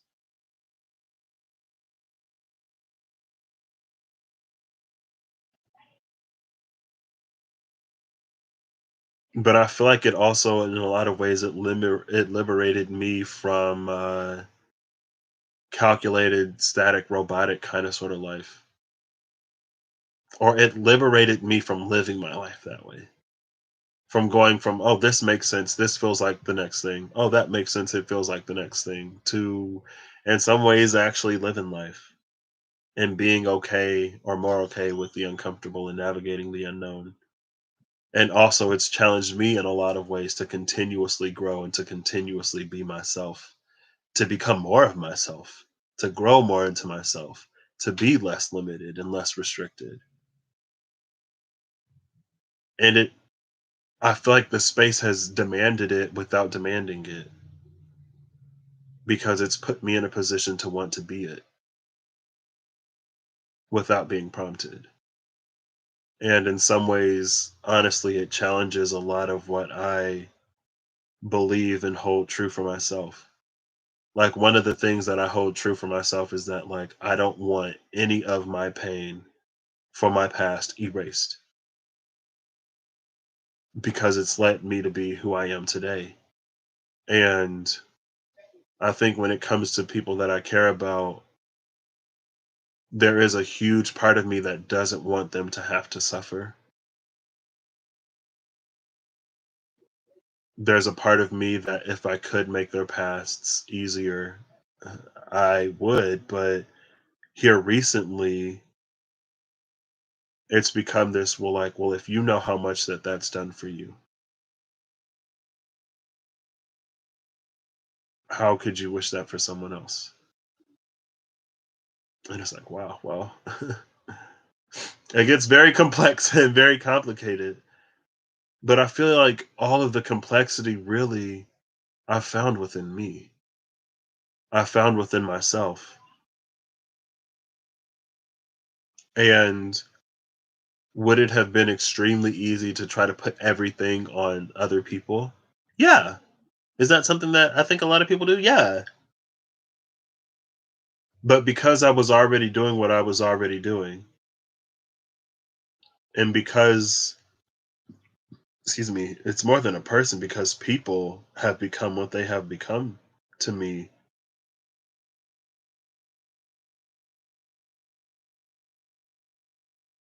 because my journey has been what it's been. I do look to myself naturally more. It's like, well, what is it within me that's interacting and engaging with this space the way that it's interacting and engaging? And it's not necessarily always like a me thing, but at the end of the day, it is. And I think the Queen of Michael coming out between the 8 and the 9 of Ariel, I think the 8 of Ariel is about sort of the system or the workings at large. It's the 8 of Ariel, it's very like it's coming to my mind. Like it's like this person working at a desk, but this person is working at a desk in one of the offices and a skyscraper. And it's like you have a top down view where you cut off the roof so you can see everyone in every office on every floor simultaneously. And so it's like you have the big picture view of the entire building and of everyone, but at the same time, you see very distinctly that one person in their office. It's holding both images at the same time. But with the aid of aerial, it's us focused on us in our office, not seeing the whole world around us. And with the nine of aerial, I think the nine of aerial is the bigger picture view because the nine has made it. The nine is the completion of the eight. The eight is a card of apprenticeship. Well, the seven can be more apprenticeship. The eight is a card of the completion. It's like after we complete the apprenticeship, but while we're still making a name for ourselves, the nine of pentacles is when we've made a name for ourselves. Where now we're recognized as a master because of the work that we put in at the eight. But the work that we put in at the eight was directly, it directly follows what happened at the seven of pentacles. It's like the seven of pentacles is the apprenticeship completed at the eight. The eight is the refinement of our own personal style completed at the nine. The nine is when we become our own master. And then at the 10 is sort of like the life that that comes of that mastery. And so it's like the nine is almost the big picture. This is small picture and big picture at the same time. And the Queen of Michael is holding both images in mind. It's having a localized view as well as a global view. And that's why it carries this energy again of like knowing that we all have our own lives, knowing that we all have our own stories, we all have our own journeys, knowing that most of us probably feel vindicated and justified in what we do, in the choices and decisions that we make. And even talking about what society has become, there are people who genuinely, wholeheartedly, it's like in some ways everyone is right. In other ways, everyone is wrong. And it's a recognition that we're all right and we're all wrong. And so instead of focusing on everything, it focuses on what we can do. But while we're focusing on what we can do, we're also keeping in mind the bigger picture. Again, it's big picture and small picture at the same time. This Queen of Swords energy, it is mental, but it's like it's not self-mental. It's like global mental. Because again, it's able to hold big picture and small picture at the same time.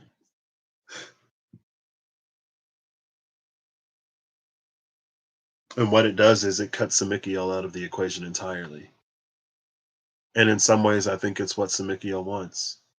It's not necessarily about calling down vengeance with all this Eight of Nine Pentacles energy. It's about what we can do within our own lives to put us sort of at the helm of the ship, to put us in control of the things that we can't control, accepting the things that we can't control, and navigating the two.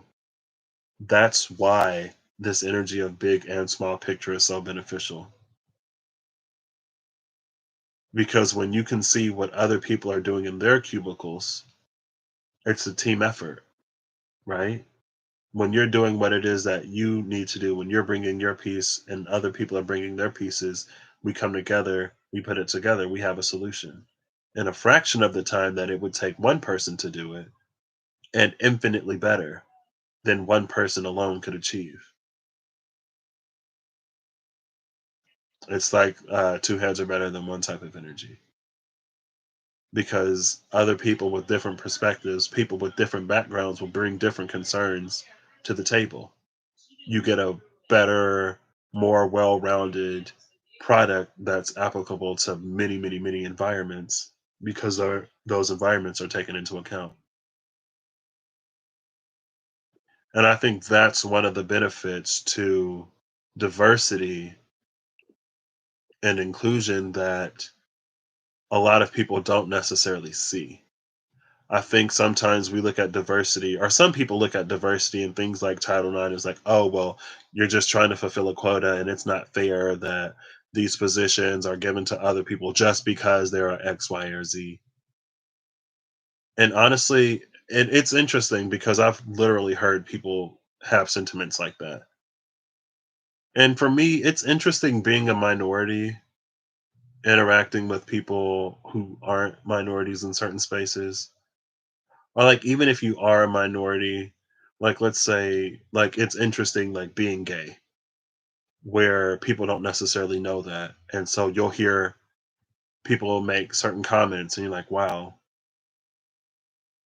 Because when you are visibly something, it's like people don't show you necessarily those sides or people don't express their true beliefs. And what's most in like I'm black, right? And there's quite a few Asian people at Purdue. And what would blow my mind is like specifically white people, but I mean everyone. Like with black people or with other minorities, I just kind of sort of roll my eyes because it's like, okay, well, you know what it feels like to be a minority. Why are you like doing this to somebody else? But with white people, for me, it was extremely interesting when it's like, not to be racist, but something, something, blah, blah, blah, Asian people. And I'm like, okay, well, I'm black. And so you may not be saying what you think about black people to me, but when you're like, not to be racist, this is what I think of a minority. In my mind, like, it's not too much of a leap for me to see you saying, not to be racist, but something, something, blah, blah, blah, black people. And I'm like, okay, well,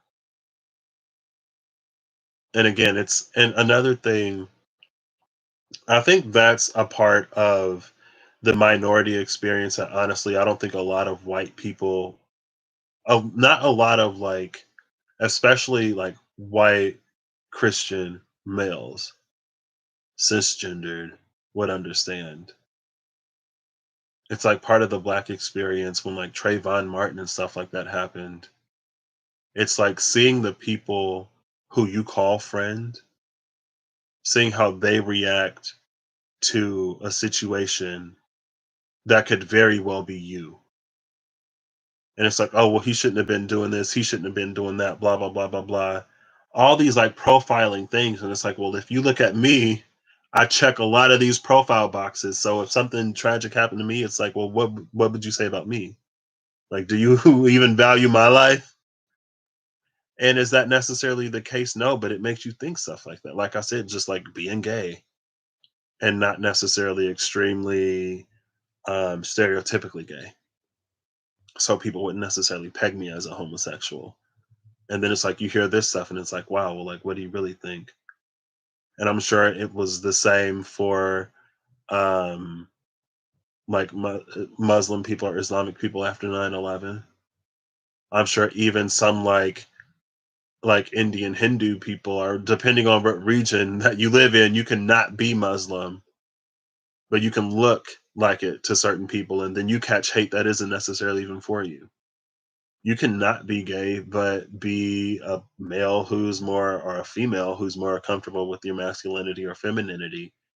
And so you present in a certain way that people believe aligns to homosexuality, and then you get wrongfully it's like you're catching hate crimes that you don't even like necessarily deserve.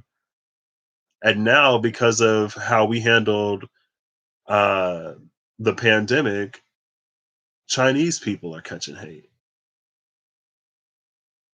And probably not even just Chinese people, because honestly, people see Asian people and they call them all Chinese. As if like we didn't already have Japanese internment back in the day, and it's not even honestly that long ago. Now it's like there's no minority in America now. Mexicans are getting it, black people still getting it, Asian people getting it, like Chinese, Japanese, Asian people probably, maybe more specifically Chinese people getting it. people who are from like the Middle East still getting it.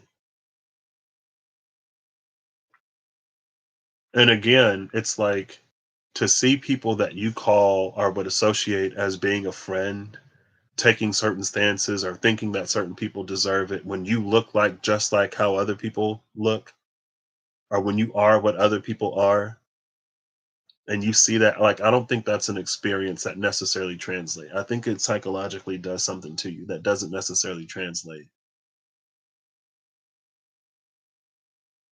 And so for me, honestly, it's led me to a space to sometimes like I don't even care. It's like I'm not gonna, I don't know. It's like I'm not even gonna put myself in a space of wondering. That's why at some points, like I would just avoid social media because I knew, like, after a few times what I would come across. But also, I recognize the portrayal by the media in so many ways. I recognize the narratives that's been put out. Do I think that people are really, really quick to buy into some of it? Yeah. I also think it's interesting that it seems that it's like while certain individuals will typecast other people, they themselves don't want to be typecasted. Certain individuals have, it's like, oh, they're troubled or oh, they're going through this, they're going to have a mental psychiatric evaluation or whatever. But we're so quick to buy into the one size fits all label that we put onto other minorities that we don't allow them the same courtesies. And I think it's another thing that's interesting is how that's directly reflected into Hollywood. When you get, white, we'll just say it as it is, white actors and actresses in roles, it's like a lot of it is like savior complex, right? It's like the white person is the hero. That savior complex is directly reflected in all the missionary work all over the world. Oh, we're going on a mission trip to some lesser fortunate, country place where the people are brown. And it's like, well, why you got to go all the way to where people are brown to try to fulfill your savior complex there when you can do the same mission work in your own country? You ain't even got to leave the country. You can go to areas where people are impacted here. We have homeless people, we have starving people. And it's like whenever you encounter a minority role, they're typecasted. White people can be anything. Black people are a certain role, Asian people are a certain role, and other people are that role. And again, it directly reflects on how we look at individuals and minorities in real life. It's also created this thing where because of that, it's like now white people can't relate to, not all white people. I want to clarify it by saying that first and foremost, like I know that. But in general, white people can't relate to like minority characters. It's like, oh, I don't see myself. But minorities, since we don't get a diverse, really, since we don't really or haven't historically gotten a really diverse representation of ourselves in media, we have to find ourselves in like the white characters or in the other characters, like if we don't necessarily fit into the stereotypical role that we're always given. And so what it's done on the psyche of minorities is apparently it's given them an ability to relate to people who don't look like them. Whereas with white people, they don't have to go outside of themselves to see themselves reflected. And so even if someone of a minority holds all of their qualities or whatever, because they don't look like them, they're unable to relate. And it's this very, very interesting and I feel like extremely clear reflection and correlation between media, movies, entertainment, and real life. You can't relate to the people on screen. You can't relate to the people in real life. And then what does it result in? It leads us to, oh, we have more in common than we do apart. We're more the same than we are different. And in order to humanize other people, you have to make them just like you. And it's like, why? And again, from my point of view, it reinforces the view that certain people, like, you have to look a certain way to deserve certain things. You have to be a certain way to deserve certain rights. It forces everyone into a mold of look like you, be like you, act like you, talk like you. For what? For why? And how highly do you think of yourself that I have to be you to deserve some kind of decency? We've really put cleanliness, whiteness, really close to godliness. And unfortunately, it seems to have trickled, and I don't even necessarily like know if it started with like Europeans colonizing all the world, because if you go back to like kabuki and things of that nature in Japan, how they go like powder white, it's like it's almost always been this thing. But like colorism exists. The lighter the better. The darker the least attractive, the more uneducated people look, or the dirtier or whatever, no matter where you go. In like every community, the lighter the better, the darker the worse. And it's like, what? I'm like, wait.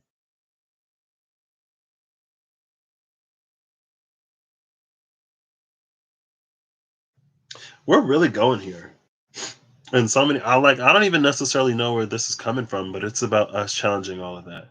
I think I was talking about that because like at the same time I disagree with a lot of things, I also understand how the world has turned so many people into what they are, and how it continues to reinforce certain beliefs in so many different areas and aspects and ways. I think in ways that people may not even necessarily themselves really know that it affects them. And it's so like I remember I had a roommate who was Chinese. And he was like, when I came to China, like my parents were like, be careful of black people. And I'm like, hold up, wait, what? Like y'all don't even see, like ain't even a lot of black people in China. How you know not to trust black people or to be careful around black people when you ain't even never been here? And it's like, well, what else would they have besides the portrayals of the media? And who's painting that picture of black people? What system is that? Who's showing all of the world how people are? And it's like you go all over the world, people already have a distrust of black people, and it's like, why? And I would say why, because it seems like the people who take advantage of people the most, the people who abuse positions of power and privilege and authority and things like that the most, it's not the people who aren't even positioned to be able to do that in the first place. And again, I think the system, it works against the people that it serves, because then it leads even white people to believe that they should have a certain amount of things in life and they should be in a certain position and in a certain place. And I think there's a lot of visible frustration and upsetness when they don't get it. I think it leads a lot of people to feel entitled to certain things that they are not entitled to, because life ain't like that. But what it does is it gets them to turn all of that against, again, it's this vicious cycle that kind of sort of feeds itself. They turn it against minorities, especially when a minority tries to like get a certain position. They feel like they've lost out because of somebody else. And this is why I talked about it, because there have been so many times when it's like, oh, we hired a new black this, or the first Asian this, the first female this, and people will be like, well, I don't think it's fair that we hire these unqualified people just because they're this, because of Title IX. But what I hear is the automatic inherent assumption that just because someone is like African American, or just because someone is a woman or is Asian, they're automatically less qualified. Why is that correlation there between like, and diversifying, you're hiring someone less qualified? Because that's not necessarily true. It's not true. There are extremely qualified everything. And just because a space is less white and less male doesn't mean it's more void or diluted of talent or intelligence or whatever. That's very much so not the case. I just think it's extremely telling that a lot of people that I've come across automatically assume that when we're diversifying a workforce, we're automatically hiring underqualified people. I also know that being black in America and on earth, being a minority gives me a certain viewpoint into certain systems that I think it'd be really, really difficult to see when that's not your experience. Because again, like life isn't necessarily easy for anybody. And like people do still have to work. A lot of people do still have to work for what they have. And I think a lot of times when we encounter conversations of like privilege and access, a lot of people sort of assume or get on the defensive where it's like you're trying to invalidate their achievements and their accomplishments, and that's not necessarily the case. But it is true that while you still had to attain or work for whatever you have, there are certain boundaries to barriers to entry and certain difficulties that you don't have to overcome because you don't have to live that experience. That's not up for debate. You don't have to live that experience. And it's not to take away, it's just to note like other people have it more difficult, right? Let's say that you're a successful business owner, but you took out a fairly low interest loan from your parents or a gift. Let's say you're a homeowner, but your parents give you $100,000 to put on your first house. Not everyone has $100,000 from their parents to put on their first house. So we're not saying that the fact that you now own a home is any less noteworthy, but just realizing that, acknowledge the fact that not everyone has a structure set up where they get that low interest loan or that gift of such a substantial amount. Even if it was less than that, some people have to build it completely from scratch. And I think humanity, like we're smart enough, we're complex enough to hold the understanding of both. I think we can manage it. I think we can do it. Also, I think it's really hard for us to see all of what, and it reminds me of like when people are, oh well, women should do what women do and men should do what men do, not also taking to consideration how long we've been telling women what women do and how long we've been saying what men do. Also, this is like I remember I was in class one day and there was this girl talking about feminism, and there was this dude who's like, "Oh, I don't believe in feminism. I don't believe in feminism because what about when a dude is a nurse or when a dude is a school teacher and they get called like they get made fun of?" And it's like the reason why they're getting made fun of is because they're doing jobs that are typically associated with women, and being a man who is superior doing something that a woman who is inferior typically does, you are effectively making your own self inferior. So it's not like it's rooted in the same thing. Like we're talking about the same thing right here. It's not groundbreaking or different or new because a man is doing something and he's getting made fun of. It's the same underlying issue. So you should be a feminist too. Like if this is what you're upset about, like if this concern is genuine and if you're not just trying to detract from an extremely valid argument, you should be on the same side. If you would see the root of that issue is the same. I think the root of a lot of issues are the same, but it plays out for different people in different experiences because we're living different sides of the story. And maybe that's why this energy is here as well with Simikiel, because like we wouldn't be so quick or like we wouldn't be asking for vindication in the way that we're asking for it sometimes if we held in mind the fact that in some ways a lot of people are victims to the narrative. And so I think it can make certain things a little bit more complex, but in other ways it doesn't. And I remember it was months ago, someone on asks a lot. He's a Gemini. This is why I love Geminis.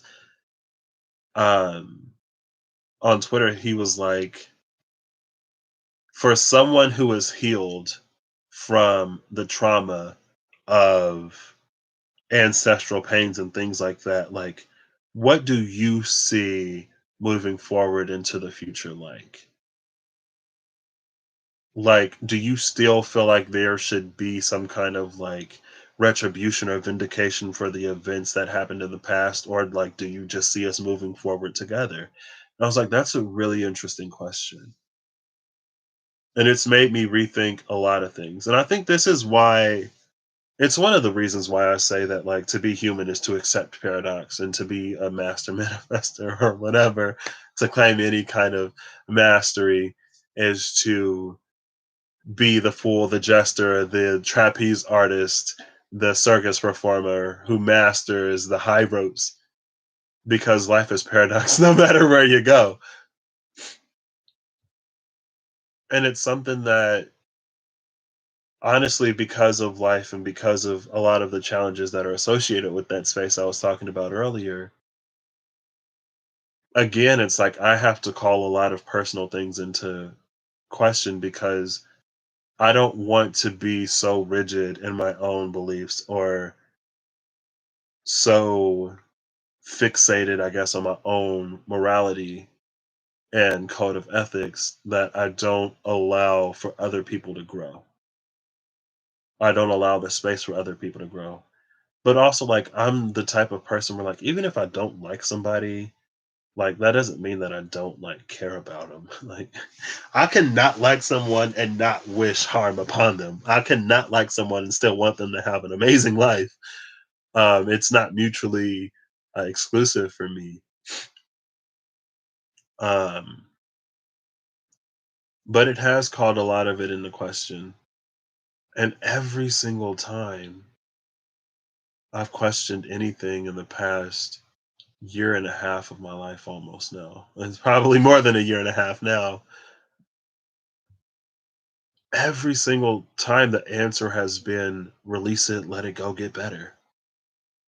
Release it, let it go, be more free. It's annihilation every time. Every time it's annihilation. And I think that's what's interesting here. I think that's the message between these two. Because Hasmed, annihilation, it's about letting it go rather than seeking vengeance, rather than seeking retribution.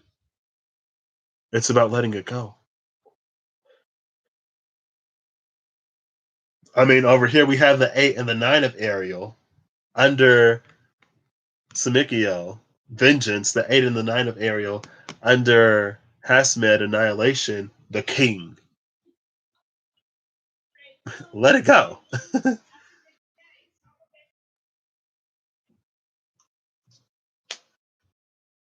And that's one thing I've been extremely proud of in myself. And also so amazed and bewildered to have met individuals who will call me to this space in life.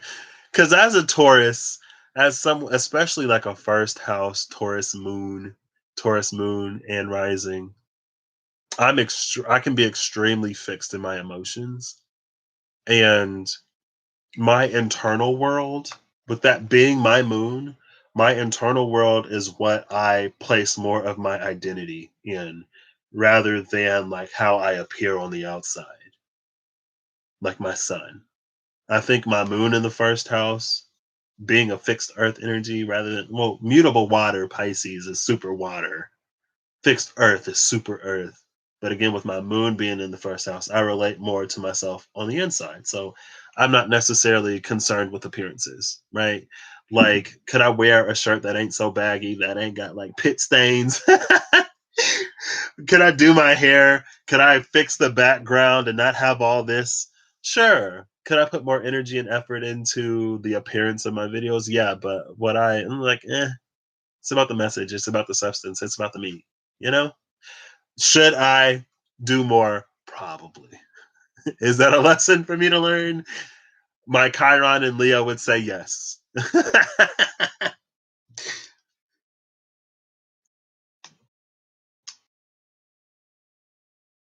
But I've gotten the opportunity to challenge my own beliefs and to challenge myself so many times.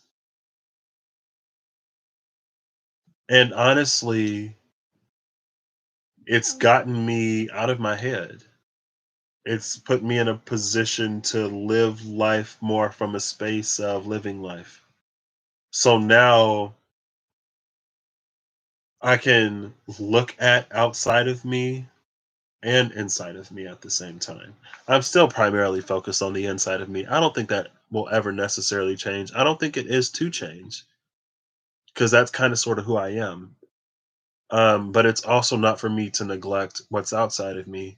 And maybe that's one of the reasons why I can be a little quick to jump on or at anything that I kind of sort of perceive as being negligent when it comes to other people outside of ourselves, and especially when it comes to spiritual people or those who would have themselves like a platform or a position of some kind of authority because of their platform.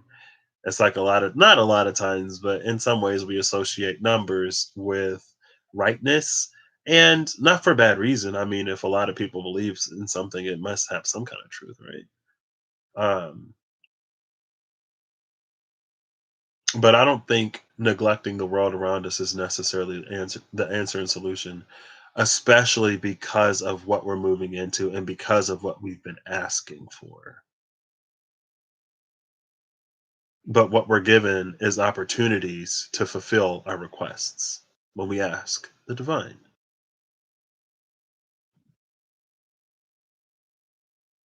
So the last challenge comes in Leliel, Angel of Night.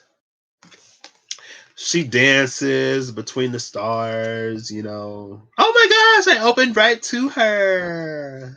Not to her first paragraph, but there she is. I didn't even have to look. I'm glad I found them relatively easy this time. Sometimes I look and look and look and look and look in this book and I never find who I'm looking for. Leliel, Angel of Night. A fleeting spirit who dances across the sky, beautiful but aloof. Stars fill the tresses of Leliel's hair. The night passes whether we are lost to quiet murmurs of sleep or staring out at a darkened expanse of sky. For everything you see, there are a thousand things unseen. You witness the glimmer, the gleaming of what is truly there. Leliel passes from star to star, filling the night with light. One would think the darkness her domain. One would think the darkness Leliel's realm. However, it is starlight that heralds night's arrival. Star bright stars light dance on and on across this night. What lullabies await us? What glittering night charms will Liliel hang upon the sky for all to see, for all to dream?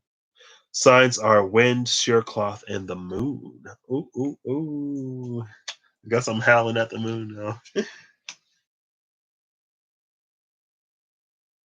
I talked about that earlier. I don't remember if it was on the Legacy channel, but I talked about stars being born from the night and not the other way around. I think it was when I was talking about Leo versus Sagittarius and the King of Wands versus the Knight of Wands. Maybe not, but I do remember talking about it recently. I think it was today when it said that, like, for everything that we see, there are thousands of things unseen. Again, I think it's resulting from this energy, especially this one. Like, before we call down vengeance, like, be aware that that blade cuts in both directions. And in some ways, it's like no one's innocent, but a lot of people are. A lot of us are the conditions of our environments and the conditions of how we were raised. And if that's all that's been put into you, then oh wait, let me timestamp. Sorry. I said I was gonna do it. I'll just say like 2 hours and 5 minutes. I don't know.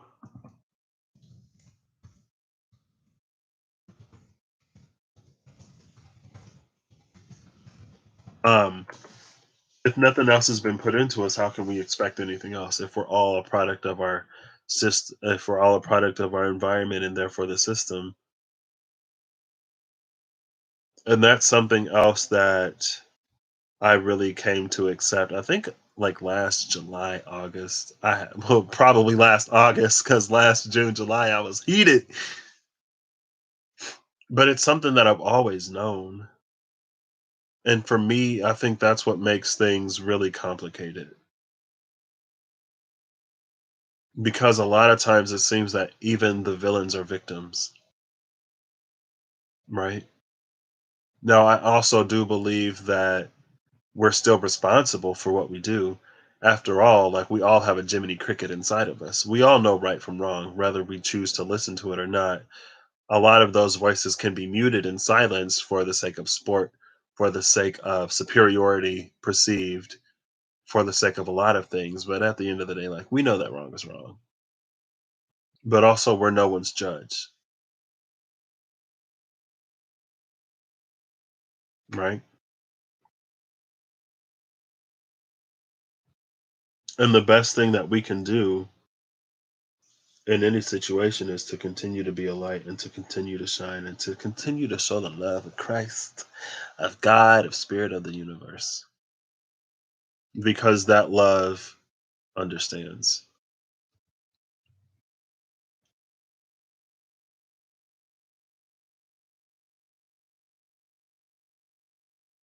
And I think that's kind of the solution here. It's one of those things where it's like we would never find a solution. And so instead of worrying ourselves, it's like, just let it go. Just let it go. It's not for us to sort of figure out to just continue to be the light, hold space, and hold the faith on the world becoming more aware, more connected, more conscious. And that's something that's definitely happened since last year. It's like things had to get so in your face for a lot of people to really begin to see that there is actually a problem, that people aren't just necessarily making it up. And especially when you come into the contrasting experience of like, and again, for like minorities, it's always been the case, right? It's like, the majority can do this or say this and get away with it, but we don't have that same privilege. If we do that, it's over. Or if we do that, we don't get the same excuses, right? Like I can't just cry my way out of a lot of stuff. No, I'm not gonna say that. Maybe I could cry my way out of some stuff. But with the overarching kind of sort of majority, I'm a fairly large, fairly black dude. So I'm like a lot of people's worst nightmare. And it's like going to Purdue. There are a lot of affluent sort of individuals that go there. There are people from all walks of life that go to Purdue. And I've interacted with like non-black people. I think it's also happened with like some non-white people because again, the story of the Black Terror is all over the place. And it's like, wow, like you from Asia ain't never seen a black person in your life, but you come over here and you know that you ain't supposed to trust me. Now, if I were watching this, I feel like if a lot of people were watching this movie, they would be able to see, oh, so the people who are creating the story, they're the actual villains here because they're trying to shift and blame the other person, but they're the ones that actually doing it. Wait until the end of the movie, you'll see. And then it happens that way. Now, the people who are creating the narrative, I think it like that runs a lot higher than anyone living life. And again, it's a narrative that doesn't really serve either side. It doesn't serve any side. But I would like see people like literally shaking, working at the front desk as they're like asking me for something. And of course, I just like smile and play it cool, like, cause I'm chill. Like, oh, here you go. And then like eventually they keep coming and then they stop shaking. Like, you ain't gotta be afraid of me. I know I'm a big black dude and like, in certain communities or according to whatever movie you watch, then you should be very afraid. But like I'm literally like just a person, like, hello. And if I had like a nickel for all the friends who told me like when I first saw you, like I was so intimidated by you, but then I found out that you were cool. Now, to be fair, when I was in school, a lot of times I did try to put out an aura of like, don't talk to me. Like, don't look at me, don't breathe in my direction, don't talk to me. And so I walk around like pretty stone faced and like whatever, just because, I was going through my own personal thing and I didn't want to get close to people. You know, I've been there, I've done that, I've lived my shadow life. Now I am dedicated to the light, but also keeping in mind the lessons that I've learned because it makes you a more well rounded individual capable of interacting with the intricacies and paradoxes of life. And I remember one time, it was like we had a 1 a.m. check in over the summer because a flight came in super late. It was a group from Asia somewhere. I'm pretty sure it was from China. And one of the chaperones was just like taking pictures of me. And I'm just like sitting there, like, oh, okay. I'm probably the first black person that you've ever seen IRL, but still. And I also remember I I lived like when I had that Chinese roommate.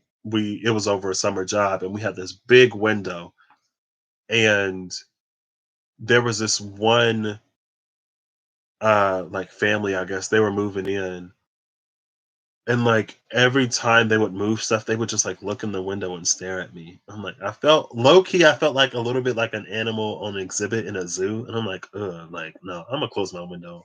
I ain't subjecting myself to this. Maybe honestly, were they kids and just nosy? Probably. But even still, it's like, mind your business. Like just because I got my window open don't mean I want to be on display. And so my roommate would always open the window and I would always close the window. But again, from the perspective that I have now, like whatever reason you want to see, you can find. It doesn't mean that the truth isn't the truth, but can the truth be over exaggerated? Yeah. Or not over exaggerated, but like we can overly experience anything that we hold as true. And I think sometimes we try to sort of twist that to like, well, if I believe that it isn't true, then that means that it won't happen. And what last year showed a lot of people is that like that is not the case. Just because you ignore it doesn't necessarily invalidate it as something that happens. And so this, and again, it's like all of this is our challenge. It's basically accepting the paradox of life in a lot of ways.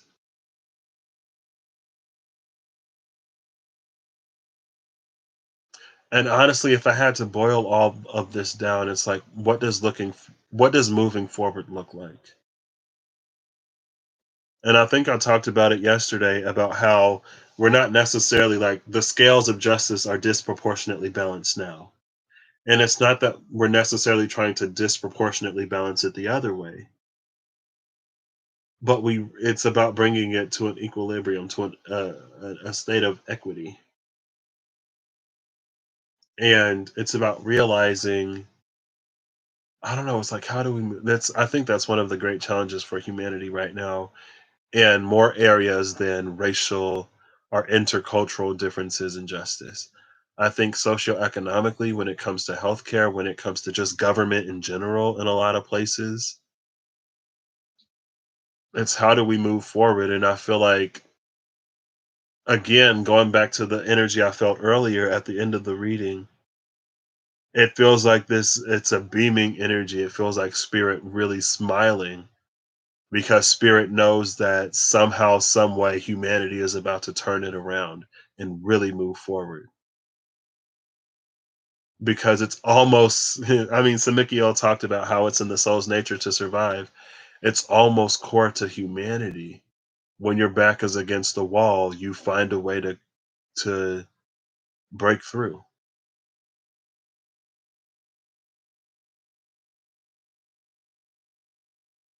and to push beyond your limits. And it's almost like we have to now. If America wasn't America, I think it's not that I don't have faith in us.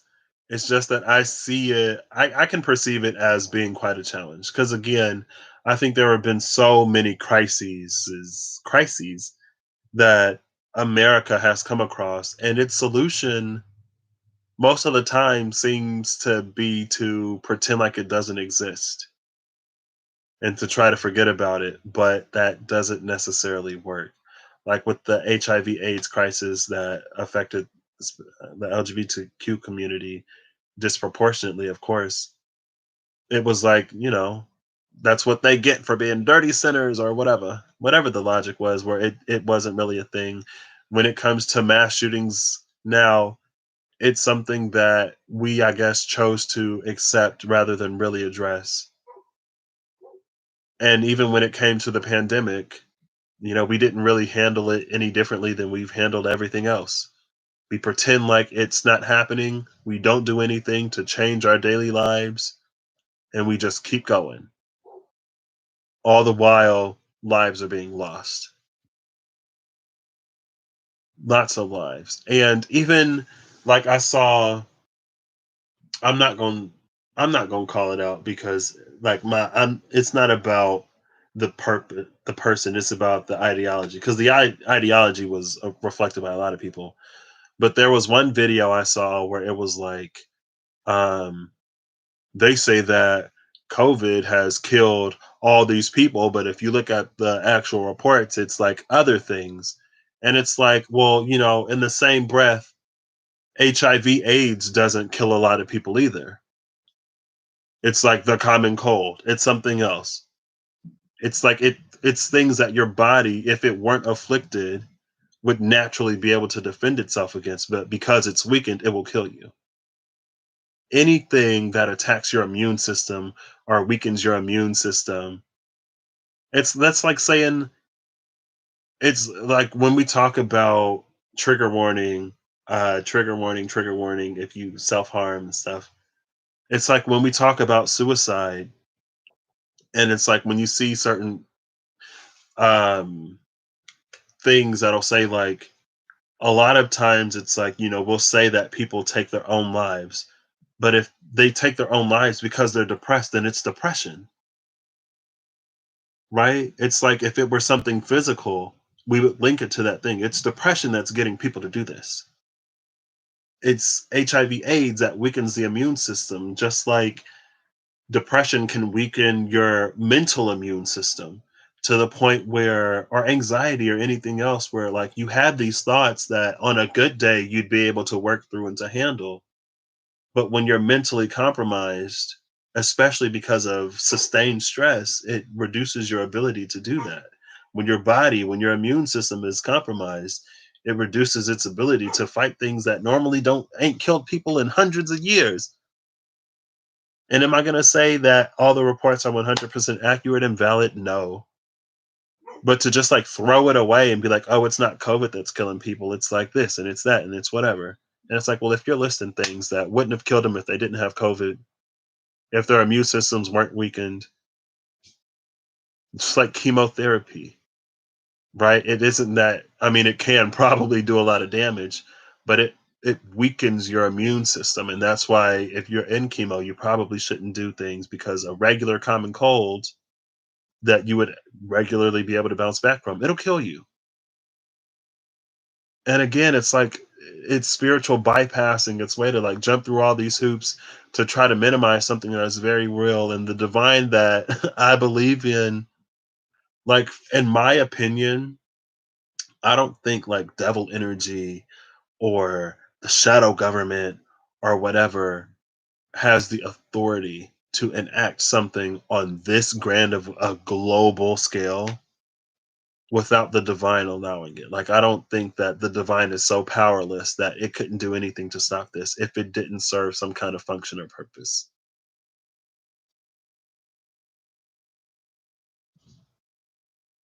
And maybe it's not necessarily, maybe it is more allowing than agreeing. Because in some ways,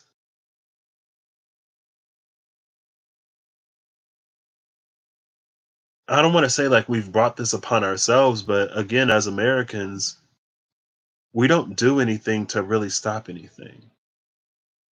That we and then it's like if you look at countries all over the world after it had already broken out in Wuhan, it's like cruise ships with people who are confirmed to have it are welcomed back into the country under no restrictions or whatever, just intermingle with society. And it's like, of course, it's going to spread.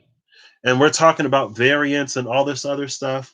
Well, if something is allowed, just like how people have DNA and genes, and just like how dogs have breeds, If you allow something to breed and grow and fester, it's gonna change because that's what life does. It just mutates, it differentiates. And with it being all out there, eventually it's gonna happen. But again, it's like we don't look at that. It's like I don't know.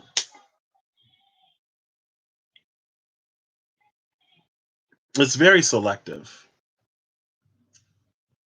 And again, like Old Testament, go back to Old Testament God, I guess, where he flooded the earth and he destroyed Sodom and Gomorrah, and he did a whole bunch of stuff. God in the Old Testament. That's one of the reasons why Jesus came in the Bible to so he would chill out a little bit. Apparently, back in the day before Jesus, it was very, very, very hard to get into heaven, and that's one of the things that Jesus sort of came down here to do for us, is to give us a chance.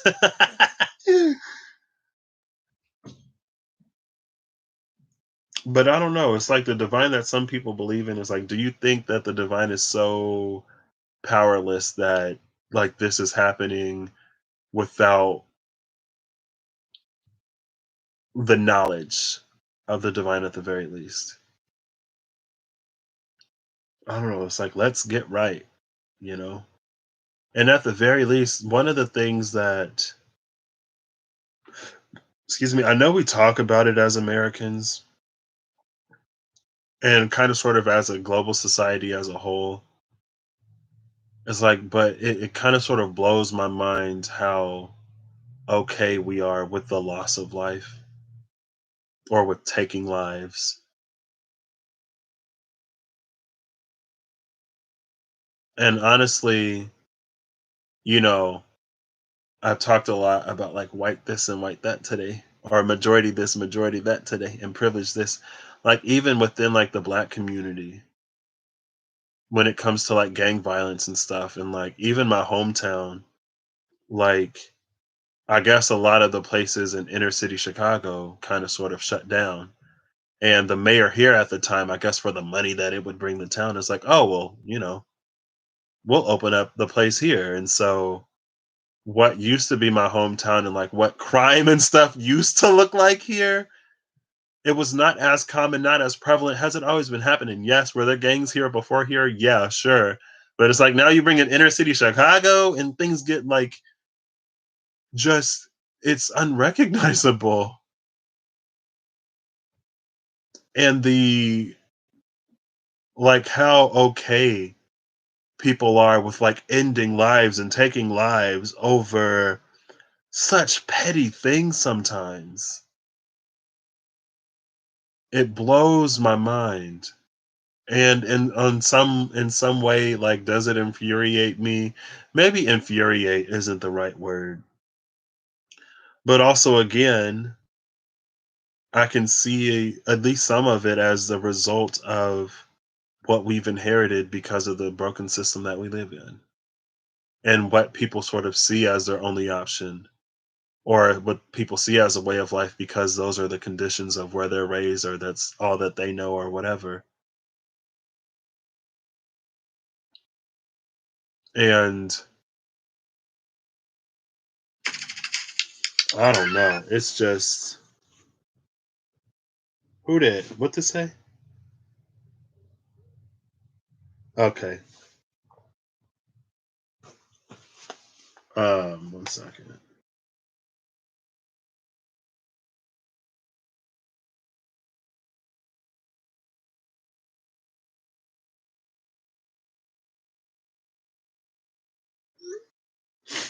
I guess I'll pause here. I gotta go sing happy birthday to my mom. I'll timestamp resume when I'm back. Hang around, stick around, or not. Watch it back on whatever. I don't know. Because I do want to finish this. But it's one of the things that it's like infected every community. Not every community. I'm not gonna make that claim. But even like in some ways, it's like people are okay with other people losing their lives, and it's like, oh my gosh, we see it all over the place. I ain't even gonna talk about Myanmar. I ain't even gonna talk about Israeli-Palestinian relations. I'm not gonna talk about the Chinese and the Who are they? I can't remember if they're like the Hindus or the Muslims, the Uyghurs. I don't know how to pronounce it, or all of the other catastrophes happening all over the planet. I don't want to make it so like black and white, literally, but it's like these tragedies that play out in so many ways all over the place. All right, I'll be back.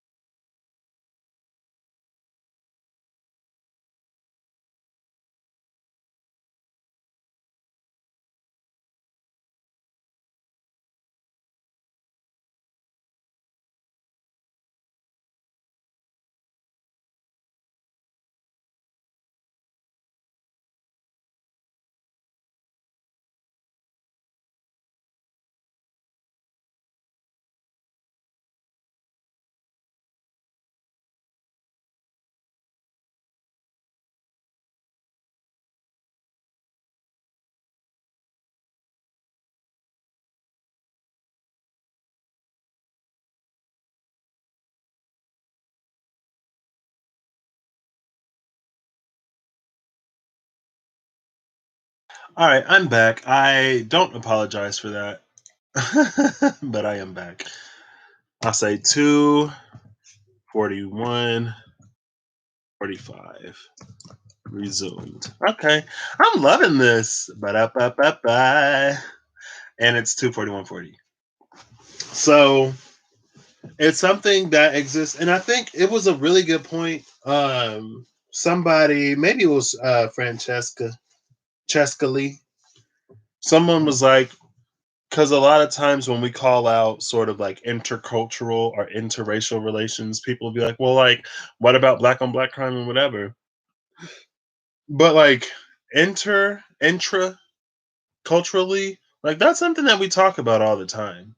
Like the pastor at my church has organized many like a march against like gang activity and gun violence and things like that in the community. Like it's something that we talk about, but it's like not necessarily a conversation that like other people need to be a part of, because it's like, well, outside of the community, who's going to contribute?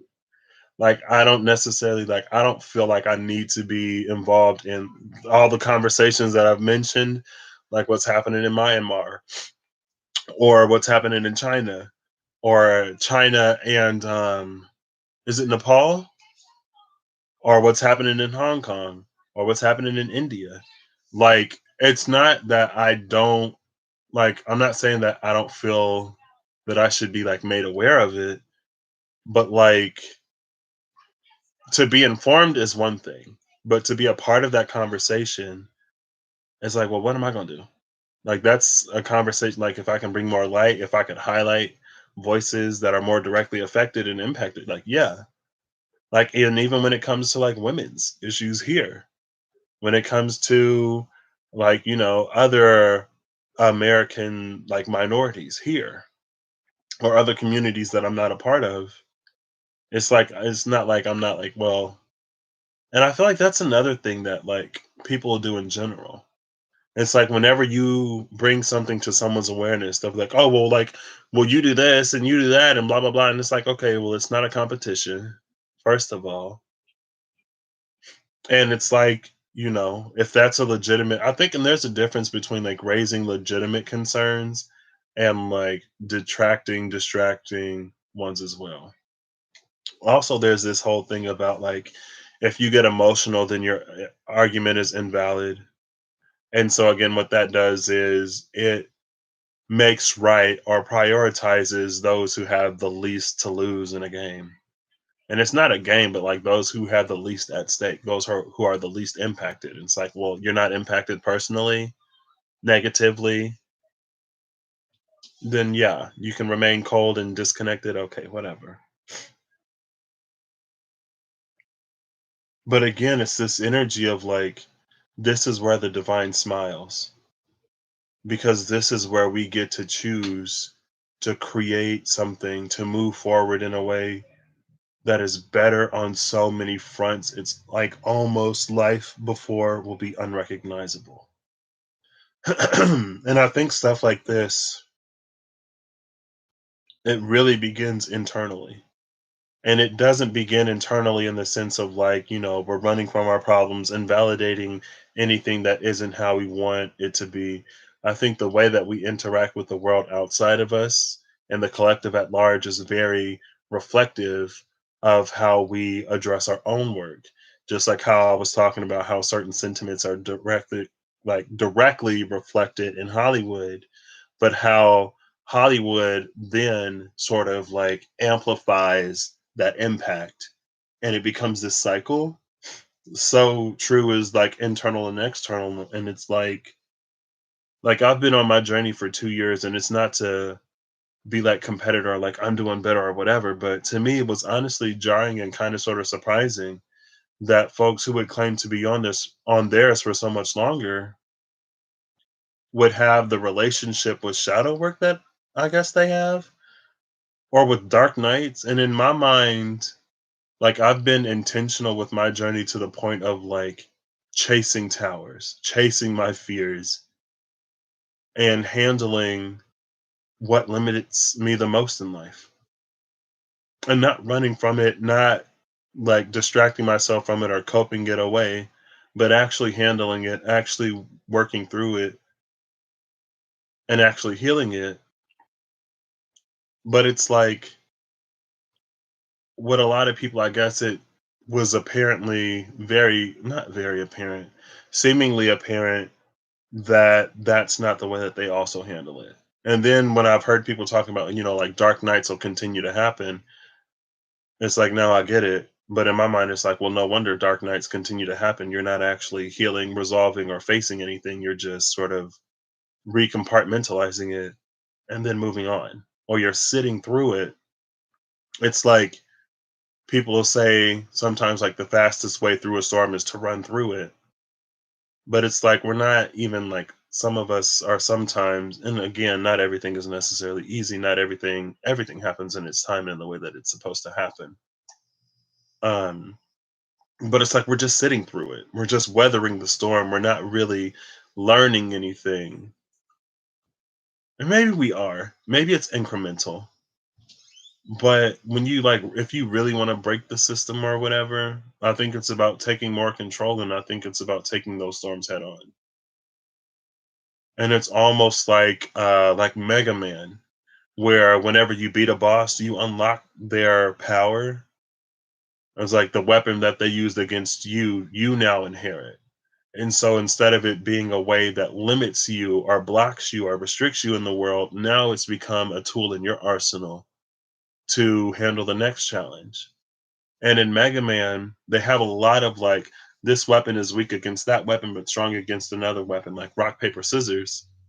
But you have to, like, the first one in that case would theoretically be the most difficult, because until you get one, you don't even really interact with the arena of like, well, this weapon is strong against that one, so the other one will be easier. But so too, you don't really have in right. If you're an unaspected element, like let's say you're the element of water, it's like sure, you're not gonna like be super effective against an element of fire, but also you don't have to worry about the earth detriment soaking up all the water that you are. So it's like that neutral space, while sometimes it could be the hardest challenge, it's also in some ways and in some aspects one of the best positions you can be in.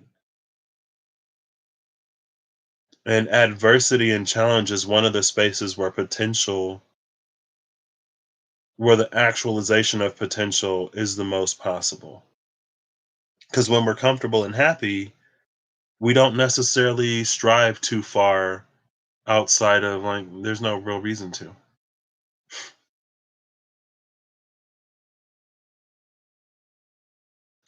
Leliel, Angel of the Night.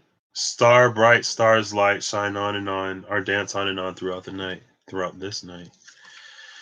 So finally, we'll see what the cards are. Top of the deck is Eight of Raphael. Bottom of the deck is the Five of Michael. In the middle is the Three of Ariel. That's Eight of Cups, Five of Swords, Three of Pentacles energy.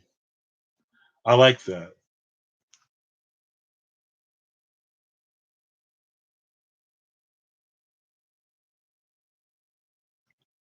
And that's what this is ending with a message of like, and it I got this before I even recorded. It's like where warriors are made type of energy.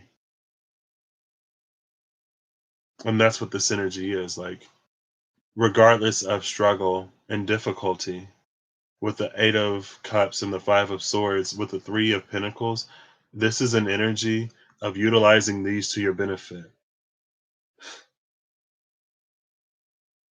to building a foundation off of that.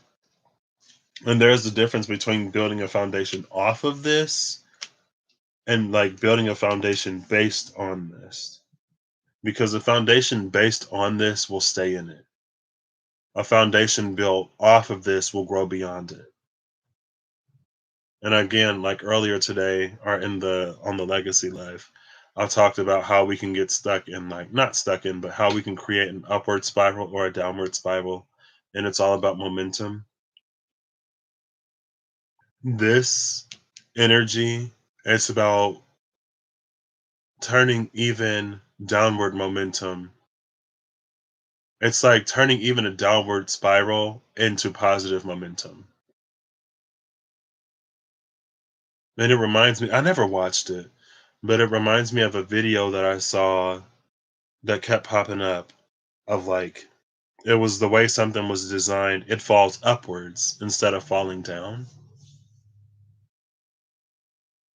And that's the energy that exists here. Star Maker energy. It creates those, and maybe that's what mastery is, just standing up no matter what happens in life, able to accept the things in life and rise to the challenges. And it's an energy that goes beyond modern spirituality because I feel like, and again, no one is perfect. We never necessarily become completely healed. But it seems like modern spirituality, although it does so much to escape the ego, I think it falls short in a lot of ways. I think we fall short to our hurt, we fall short to our pain, we fall short to our desire to be right and to be vindicated in whatever that we've long held. And I think sometimes it can kind of sort of keep us from seeing the bigger picture. 1 second. Oh,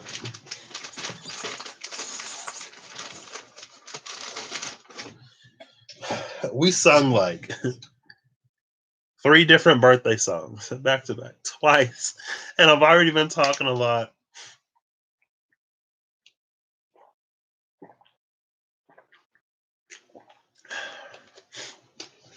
So my throat is like, what was I talking about? I think sometimes it leads us to creating and manifesting paths where we're right more so than where it's the truth.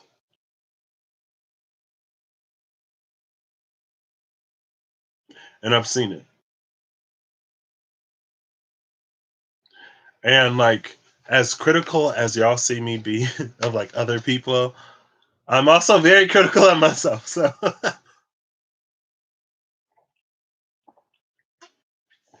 and I've talked about it. And I don't think it's not to be.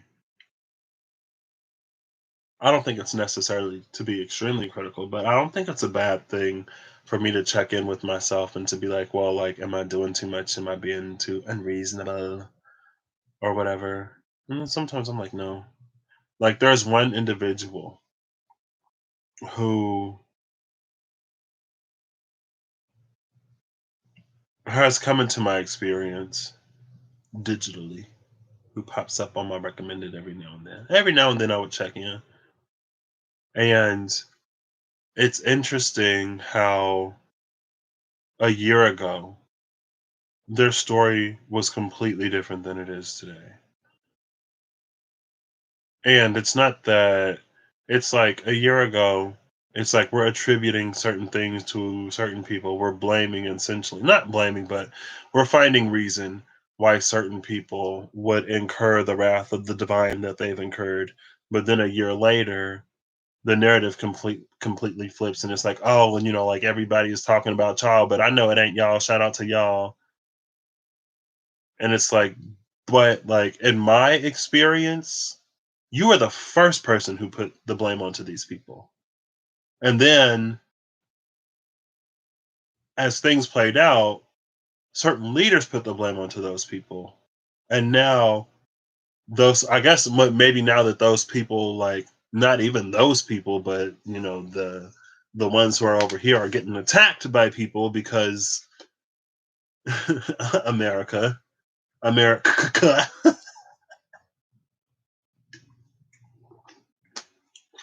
Now maybe you see how holding a certain perspective can be detrimental. I don't know.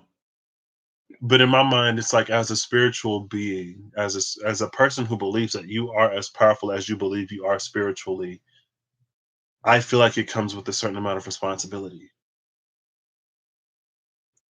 Like I don't do any rituals, any whatever.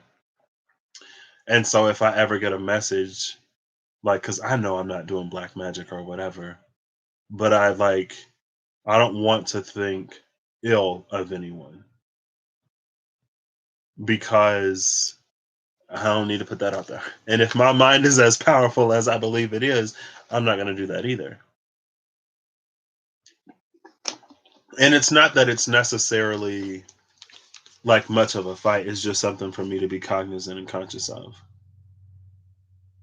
And again, it goes back to like we're all growing, we're all a product of our environment, more or less a victim of our circumstances until we choose to not be. Choosing to not be a victim of your circumstances is truly healing from all of your traumas. Because as long as there's unresolved trauma, you'll be a victim in the sense of like you'll get triggered into doing something that may or may not align with what it is that an untriggered you would do. And again, I think that society, the collective, has gotten very spiritually. It's like for all of the physical progress we've made, there's been a severe spiritual decline. And that's not surprising. But I think, again, another thing is like our over dependence on spirit to do certain things when spirit puts us in a position to learn and grow and be and do for ourselves. But we don't necessarily take that challenge. And so it feels like we live a very spiritually limited life. But in my opinion, to claim any real sort of spiritual sovereignty or authority, like this is an energy that is like, you need to know it because you can't, I mean, you can, it wouldn't be wise for someone who is so easily triggered or for someone who will use their own not great experiences to sort of create a world in a certain way. This is so interesting because I literally just played this video game. Um, but to create a world where like those things don't necessarily happen, it's very one dimensional. And Tony Robbins told a story about some dude named Peter or Paul or whatever, and how he was like, when he was young, he used to see a kid with a disability trying to ride his bike, and his dad would never help him. And he was upset with the dad that his dad wouldn't help him. His parents told him to mind his business. And one day, the kid, you know, he went like several yards and he was proud and grinning. The dad was upstairs, like cheering and going crazy. And then the dad ran outside and embraced. And his takeaway from that was, or at least when Tony talked about it, his takeaway from that was, like we have to struggle ourselves if we want to build character or whatever. And for me, it just seems like really outdated, sort of ego man centric, like masculine centric, sort of outdated. I think it serves for the energy that we're coming out of. I think it still needs some tweaking to move into the energy that we're going into, right? I think we can still, because his thing was like, we should instill in children, like, we shouldn't give out participation prizes and we shouldn't tell our kids that they're the best. And while I agree, like, I think we can still show love and support for people while also telling them or showing them that, like, there are going to be things that you have to work for. The world isn't going to give you everything that you want. And if that's something that you believe, you're going to have a very rough time here.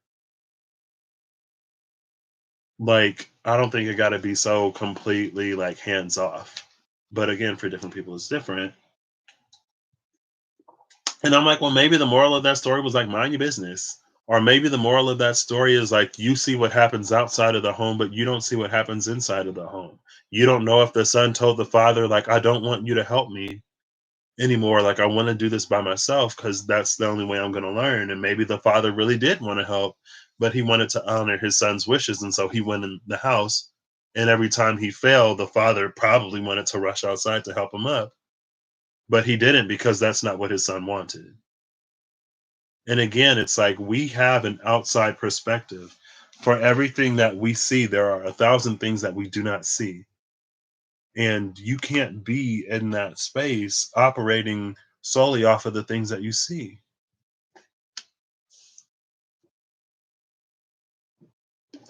Because what you see will get you in trouble. And that's why it's like, and I remember there was one, I think it was like way before, it was way before that person got to the point where they are now. But I think, and I've said it before, it's like whenever something happened and it was like, oh my gosh, it's going to be World War III. And I was like, if you're spiritually this powerful, like, why would you do that? Why would you hold that belief? I think it's irresponsible for anyone to claim to a certain level of authority or sovereignty and to hold something that would cause so much destruction or hurt or pain or whatever. And is it understandable? Yes. But again, in my mind, it's like once you enter a realm of spiritual mastery, you detach from low human earthly knowledge and reasoning and understanding. And again, as cynical as they may seem to be, beneath all of that cynicism that you may hear it's just me calling out the things that we need to address with a faith and a hope and a belief that we will address it. And things have been shifting in so many ways within the past year. The system is so broken that we're starting to see and face things that we can no longer run from. And if this is the one thing that we can do to make all of the lives that we've lost mean something and making the world and societies better to the point where hopefully people won't have to lose, like we won't have to lose so much in the future. I guess that's one of the very few ways I can see us paying back a life. For every life lost, there will be a life in the future that won't be because we're going to do something to change it. And not only will there not be a life lost in the future, maybe there'll be a life changed in the future for the better. So even the more return. I've become very much so a type of person who believes that if tragedy happens, even if I can't see a reason, or even if like people won't believe that there's a reason, I'll make a reason. Because if I'm a spiritual being living a temporary human experience who is a piece of the creator, then that's what I'll use that fragment of the creator for, to create something better. And I know that to create something better, we have to become better. It doesn't just happen. So again, I think sometimes it could be really, I can see it being difficult to see my water, especially as I've become more fiery over the year. But it's still very much so there. I do still care about people. But I'm also realizing that, again, it's like care only does so much. We need to begin to hold ourselves and each other accountable because that's the way that we really move forward. And with everyone manifesting Age of Aquarius and the way that they're manifesting Age of Aquarius, if you look at how some people talk about, or how a lot of people talk about the Age of Aquarius and what the collective is in the Age of Aquarius, we have to change to become that. It doesn't just happen by itself. But it's like, I don't know. It really, and that goes back to the star and the Three of Wands. It's like it makes it so far removed from where we are, but the only way we get there is by everyday actions. That's the bridge between Virgo and Pisces. Virgo is the stuff that we do every day by day, little by little, to when we look back or eventually enter that realm of the Pisces dream. It doesn't just happen. Oh my gosh. It's the axis of fulfillment. Virgo and Pisces, the axis of fulfillment. Who knew? Maybe somebody did.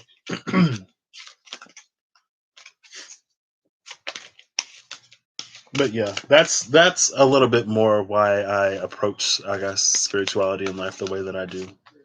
Because there is a part of me that honestly, genuinely believes that things are changing, and because I believe it, I see it, right?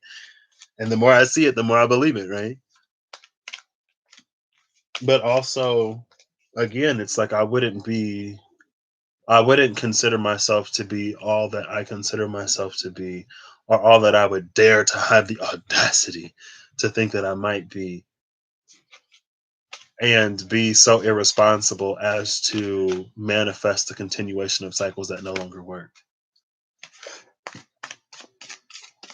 And again, I think sometimes I've seen quite a few people who like predicted like that Trump would win the 2020 election.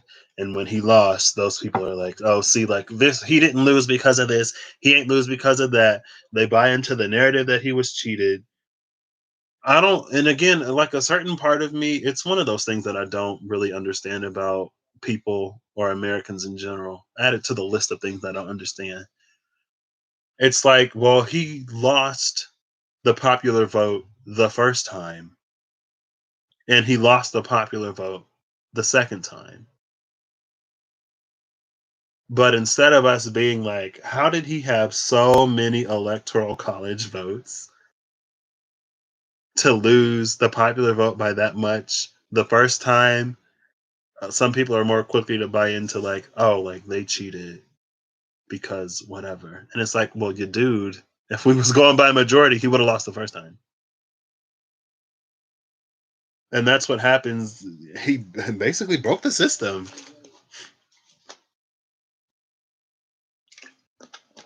A system that was barely functioning to begin with, and then you put somebody in a position who was insatiable for whatever reason. And like, um, what was I talking about that for? Yeah, because people were like, "Oh, see, he still won. He did this. He did that. Blah blah blah. Whatever." But as soon as I saw the moon conjuncting the North Node in Gemini on election day, I was like, "Oh, he lost. He lost. The moon is on the North Node." And you telling me we getting more of what we've already had? Three of Raphael with the King of Michael. Three of Swords is a card of community. A community of kings of Michael. I love that. That's a like warrior clan. We are warriors, and they coming together to make some change. Yes.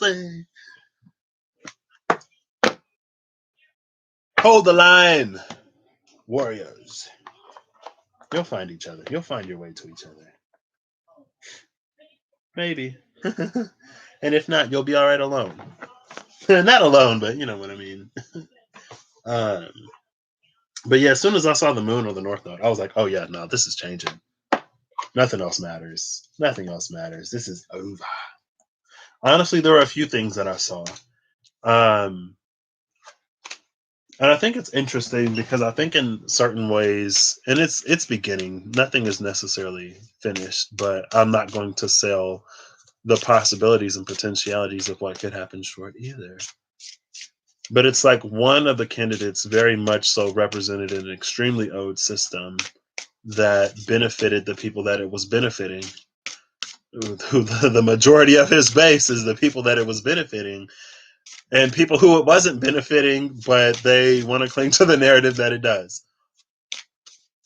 And it's like, if some people realize like how much he was kind of sort of actively working against them, it's just like in like when everything was deregulated and like a whole bunch of protections were eased because it's businesses pay less. And in my mind, it's like if you have to fix the rules of a game to win, it doesn't make you a winner, right? If like your company is super successful because you don't pay your employees, then that's not success to me. If your company is super successful because you overcharge for a product that people have no choice but to buy, that doesn't make you successful. Success is not taking advantage of those who are less fortunate or those who depend on your service. That's not success. In an old world, maybe it was. In an old energy, sure, but no. But I could see how, like, the person who's been in the game for the longest, he would seem like the one that's like, oh, that's old energy, and this is new energy. But it's like, no, it's I don't know. I don't think it was necessarily counterintuitive. Again, when I saw the moon conjuncting the north node, I was like, oh, okay, all right, I see where this is going. When I saw on Twitter or through Twitter that now there was a system to punish like unfaithful electors, at first I was like, what does that mean? But it's to hold people accountable for actually representing the people that they represent. And it's like, oh yeah, it's a done deal. Because again, dude lost the popular vote the first time. But again, people will see it in whatever way they want to see it. And honestly, did I hope that the impeachment, and did I necessarily have a hope? I don't know if hope is necessarily the word I would use, but did I, would I have been pleased had the impeachment gone, the second one gone through the first time? Yeah, sure. But when it didn't, I was like, okay, so we're just going to be in a space to choose again in 4 years. In 4 years, I guess we'll get to decide if we want to go back. And this term hasn't happened yet. So there's still so much time for things to shake out and play out however they're going to shake out and play out. But in 4 years, you know, I don't know if the divine, I don't even think it's a divine thing. I don't know if the workings of the world will necessarily work out to the point where we don't have to choose or decide, but maybe we will. I mean, before then, America will have its Pluto return. Or is it roughly at that time? I think it's before then we'll have our Pluto return. America is in the space of a Pluto return right now. So the average age of an empire is 250 years, which roughly correlates to a Pluto return. A lot of them apparently don't make it through the Pluto return. And I think, oh, snap. I see Monster Reborn back here.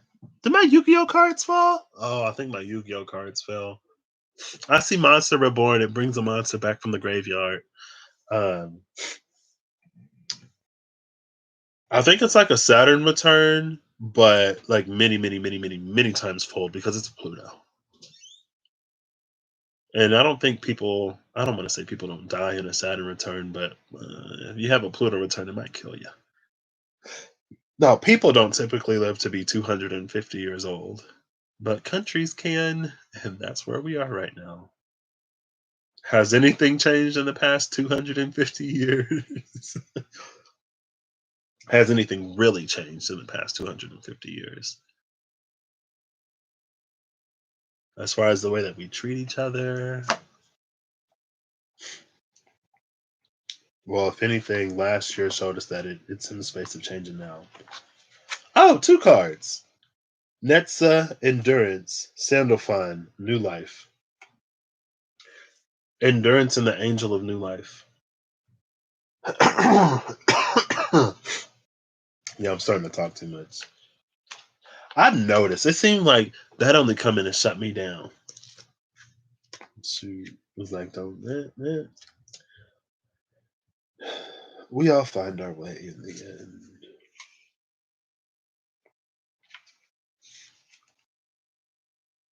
Netza. I don't know how to pronounce any of these properly, so don't come for me. Because I ain't sending for nobody. Or am I? Some people may feel that I am, but hey. The seventh emanation, the force that resists. Stalwart in the face of adversity, this great leader carries us forth through our darkest times. Oh my gosh. Oh my gosh. Netza is the strength to endure regardless of suffering. When we feel that we have reached our limits, and yet new strength continues to emerge. we find the embrace of Netza. With any increase in force, he too grows stronger. Each challenge is met with equal vigor. The green orb is both the weight of a great boulder upon our shoulders and the strength needed to carry it.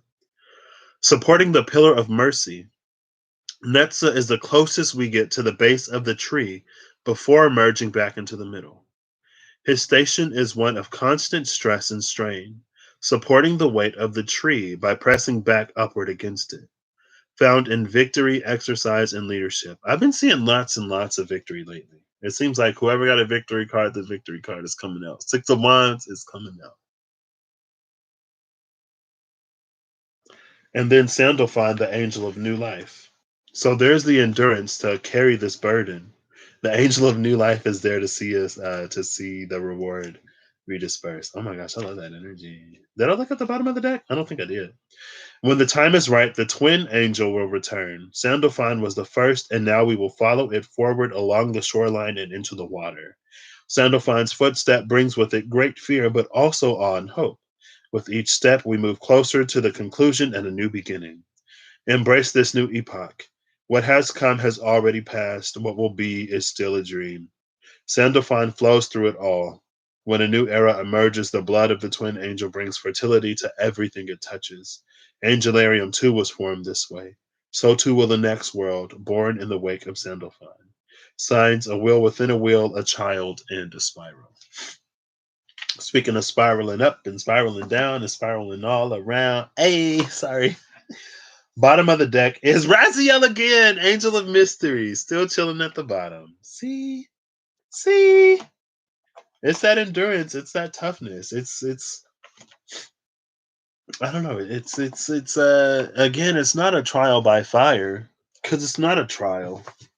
It's remembrance. That's what Netza was talking about. The boulder is also the strength to carry it. So that's what I got. I hope you have a good whatever whenever. This was fun. I want to come live on this channel more often. I might actually do the angel spread. I think I will. Maybe not. I don't know. We'll see. We'll see. I'll catch y'all when I catch y'all. I hope you have a good whatever whenever you see this, and I hope you're acting in alignment to make that what you wish to experience your reality over here. Also, I hope that you don't forsake your heart as you do all of that. Remember your Geminis. Everyone find your Gemini.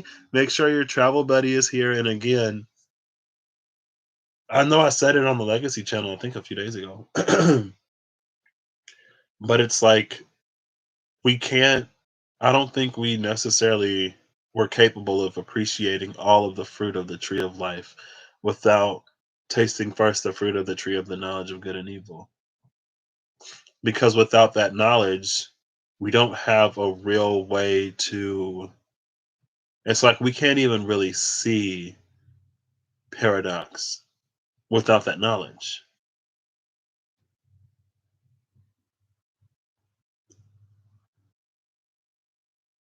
And if it weren't meant for us, I don't think it would have been there.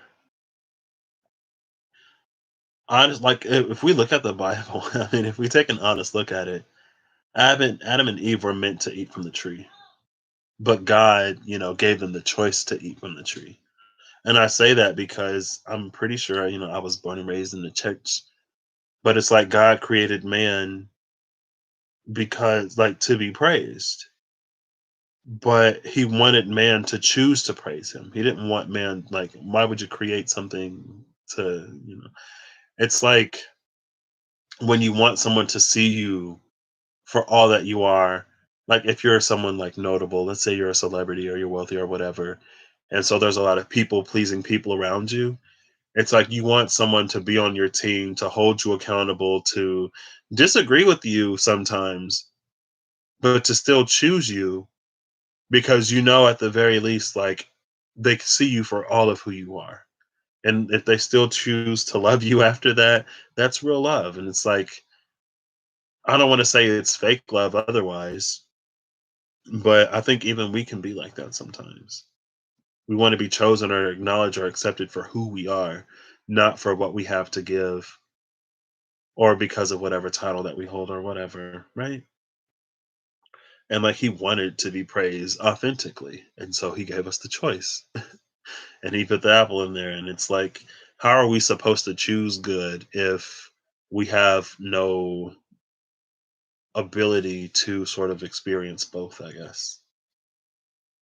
It's like it's not to get lost in the dark, but we'll experience both light and dark with the hope that we'll continue to choose light. Star makers. Did I already title this video? I did. Enter the Gauntlet, Rise to the Challenge. Okay. I was gonna put Leliel and the Star Makers. But that's what I mean, it's been what this year is kind of sort of about. Like I said last year, when the world goes dark, shine brighter. And I don't know, we all come into our own at different times. And we all have different paths and we all have different journeys. But it's really putting us in a position where we get to shine. And am I perfect? No. But I'm proud. I'm extremely proud of who I've had the opportunity to be for this past almost year now that we've been in lockdown.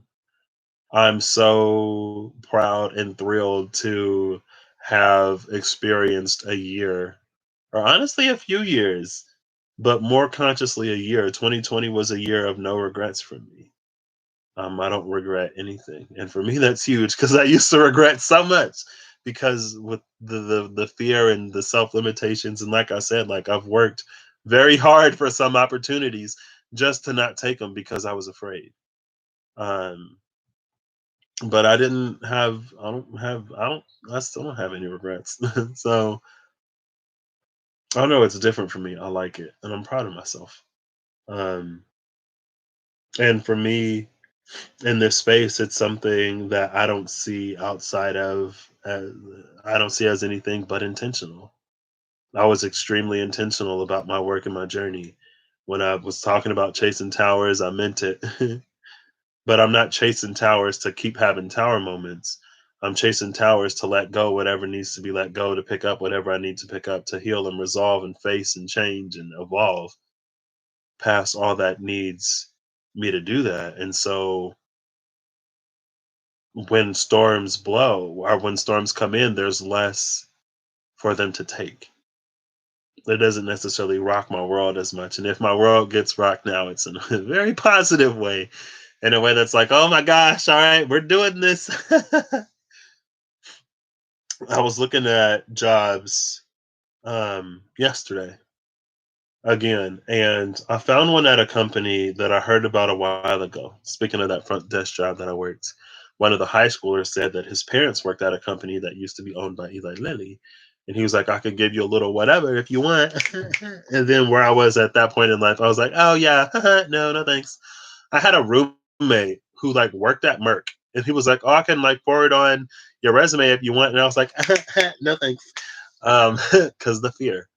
Um, but now I'm going back and I'm looking at that company, and they have an international preparation. It's like an international program, where it's like a 15-month program. There's a 9-month domestic, and then a 6 month at an international base, or at an international location, COVID permitting. Um, program, and I was like, oh my gosh, yes. And then I looked, and they have some spaces in like the AE or the UAE. And I was like, because I remember Abu Dhabi and Khalifa University. I was like, if I go back to Abu Dhabi, that would be so. If I work for this company, it would be so just like poetic in a certain way, um, and it makes me really excited. And I haven't applied for it yet because I need to write a cover letter, but I'm gonna do it. And also, just in general, I don't know. I know I'll find my way, and I'm just not really worried about a lot of stuff right now. I mean, I've been very just singing and dancing and everything, and to see the world change and evolve in some of the ways I've experienced is just like, wow, okay. But again, um, And maybe that's what makes the Heyoka, that sacred cloud. It's because of its acceptance of paradox and its ability to work within that mindset. And it reminds me, I've never played a game like this. Maybe like I didn't get that far, but if you've ever played Mario and Luigi Bowser's Inside Story, it's like this inside outside thing where there are things that you do inside of yourself that moves things outside of yourself.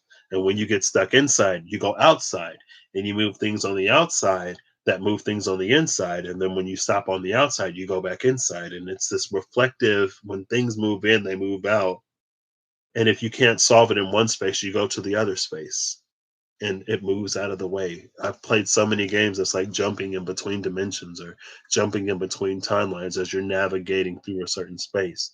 And when you get stuck in one time or in one dimension, you flip to that exact same space in a different dimension. If it's about time, then when you go back in time, if you encounter an obstacle in the future, you go back in time, you prevent the obstacle from being there in the future, you go back into the future, and then the path is cleared.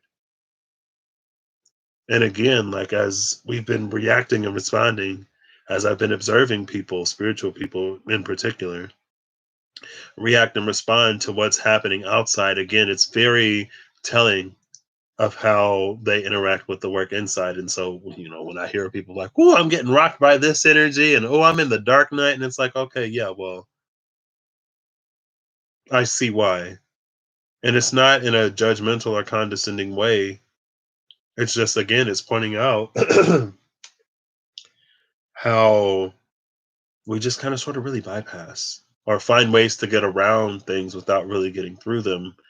And as long as we're getting around and getting over and getting by, they'll continue to pop up because they're being highlighted and illuminated for a reason. And it only gets heavier the longer you carry it, right? So at this point, again, I'm saying things that I've already said. It's fine. I'll cut y'all when I cut y'all. You know, I already said my little sign off thing. I did feel like I had to add a little bit extra because I'm on this side, right? But it's fine.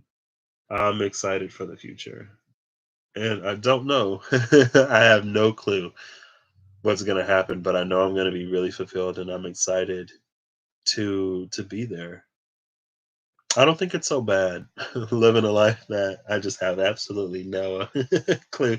I've had a lot of practice in the arena of just like showing up and being me and making the best choice, the most healed choice I can in the space.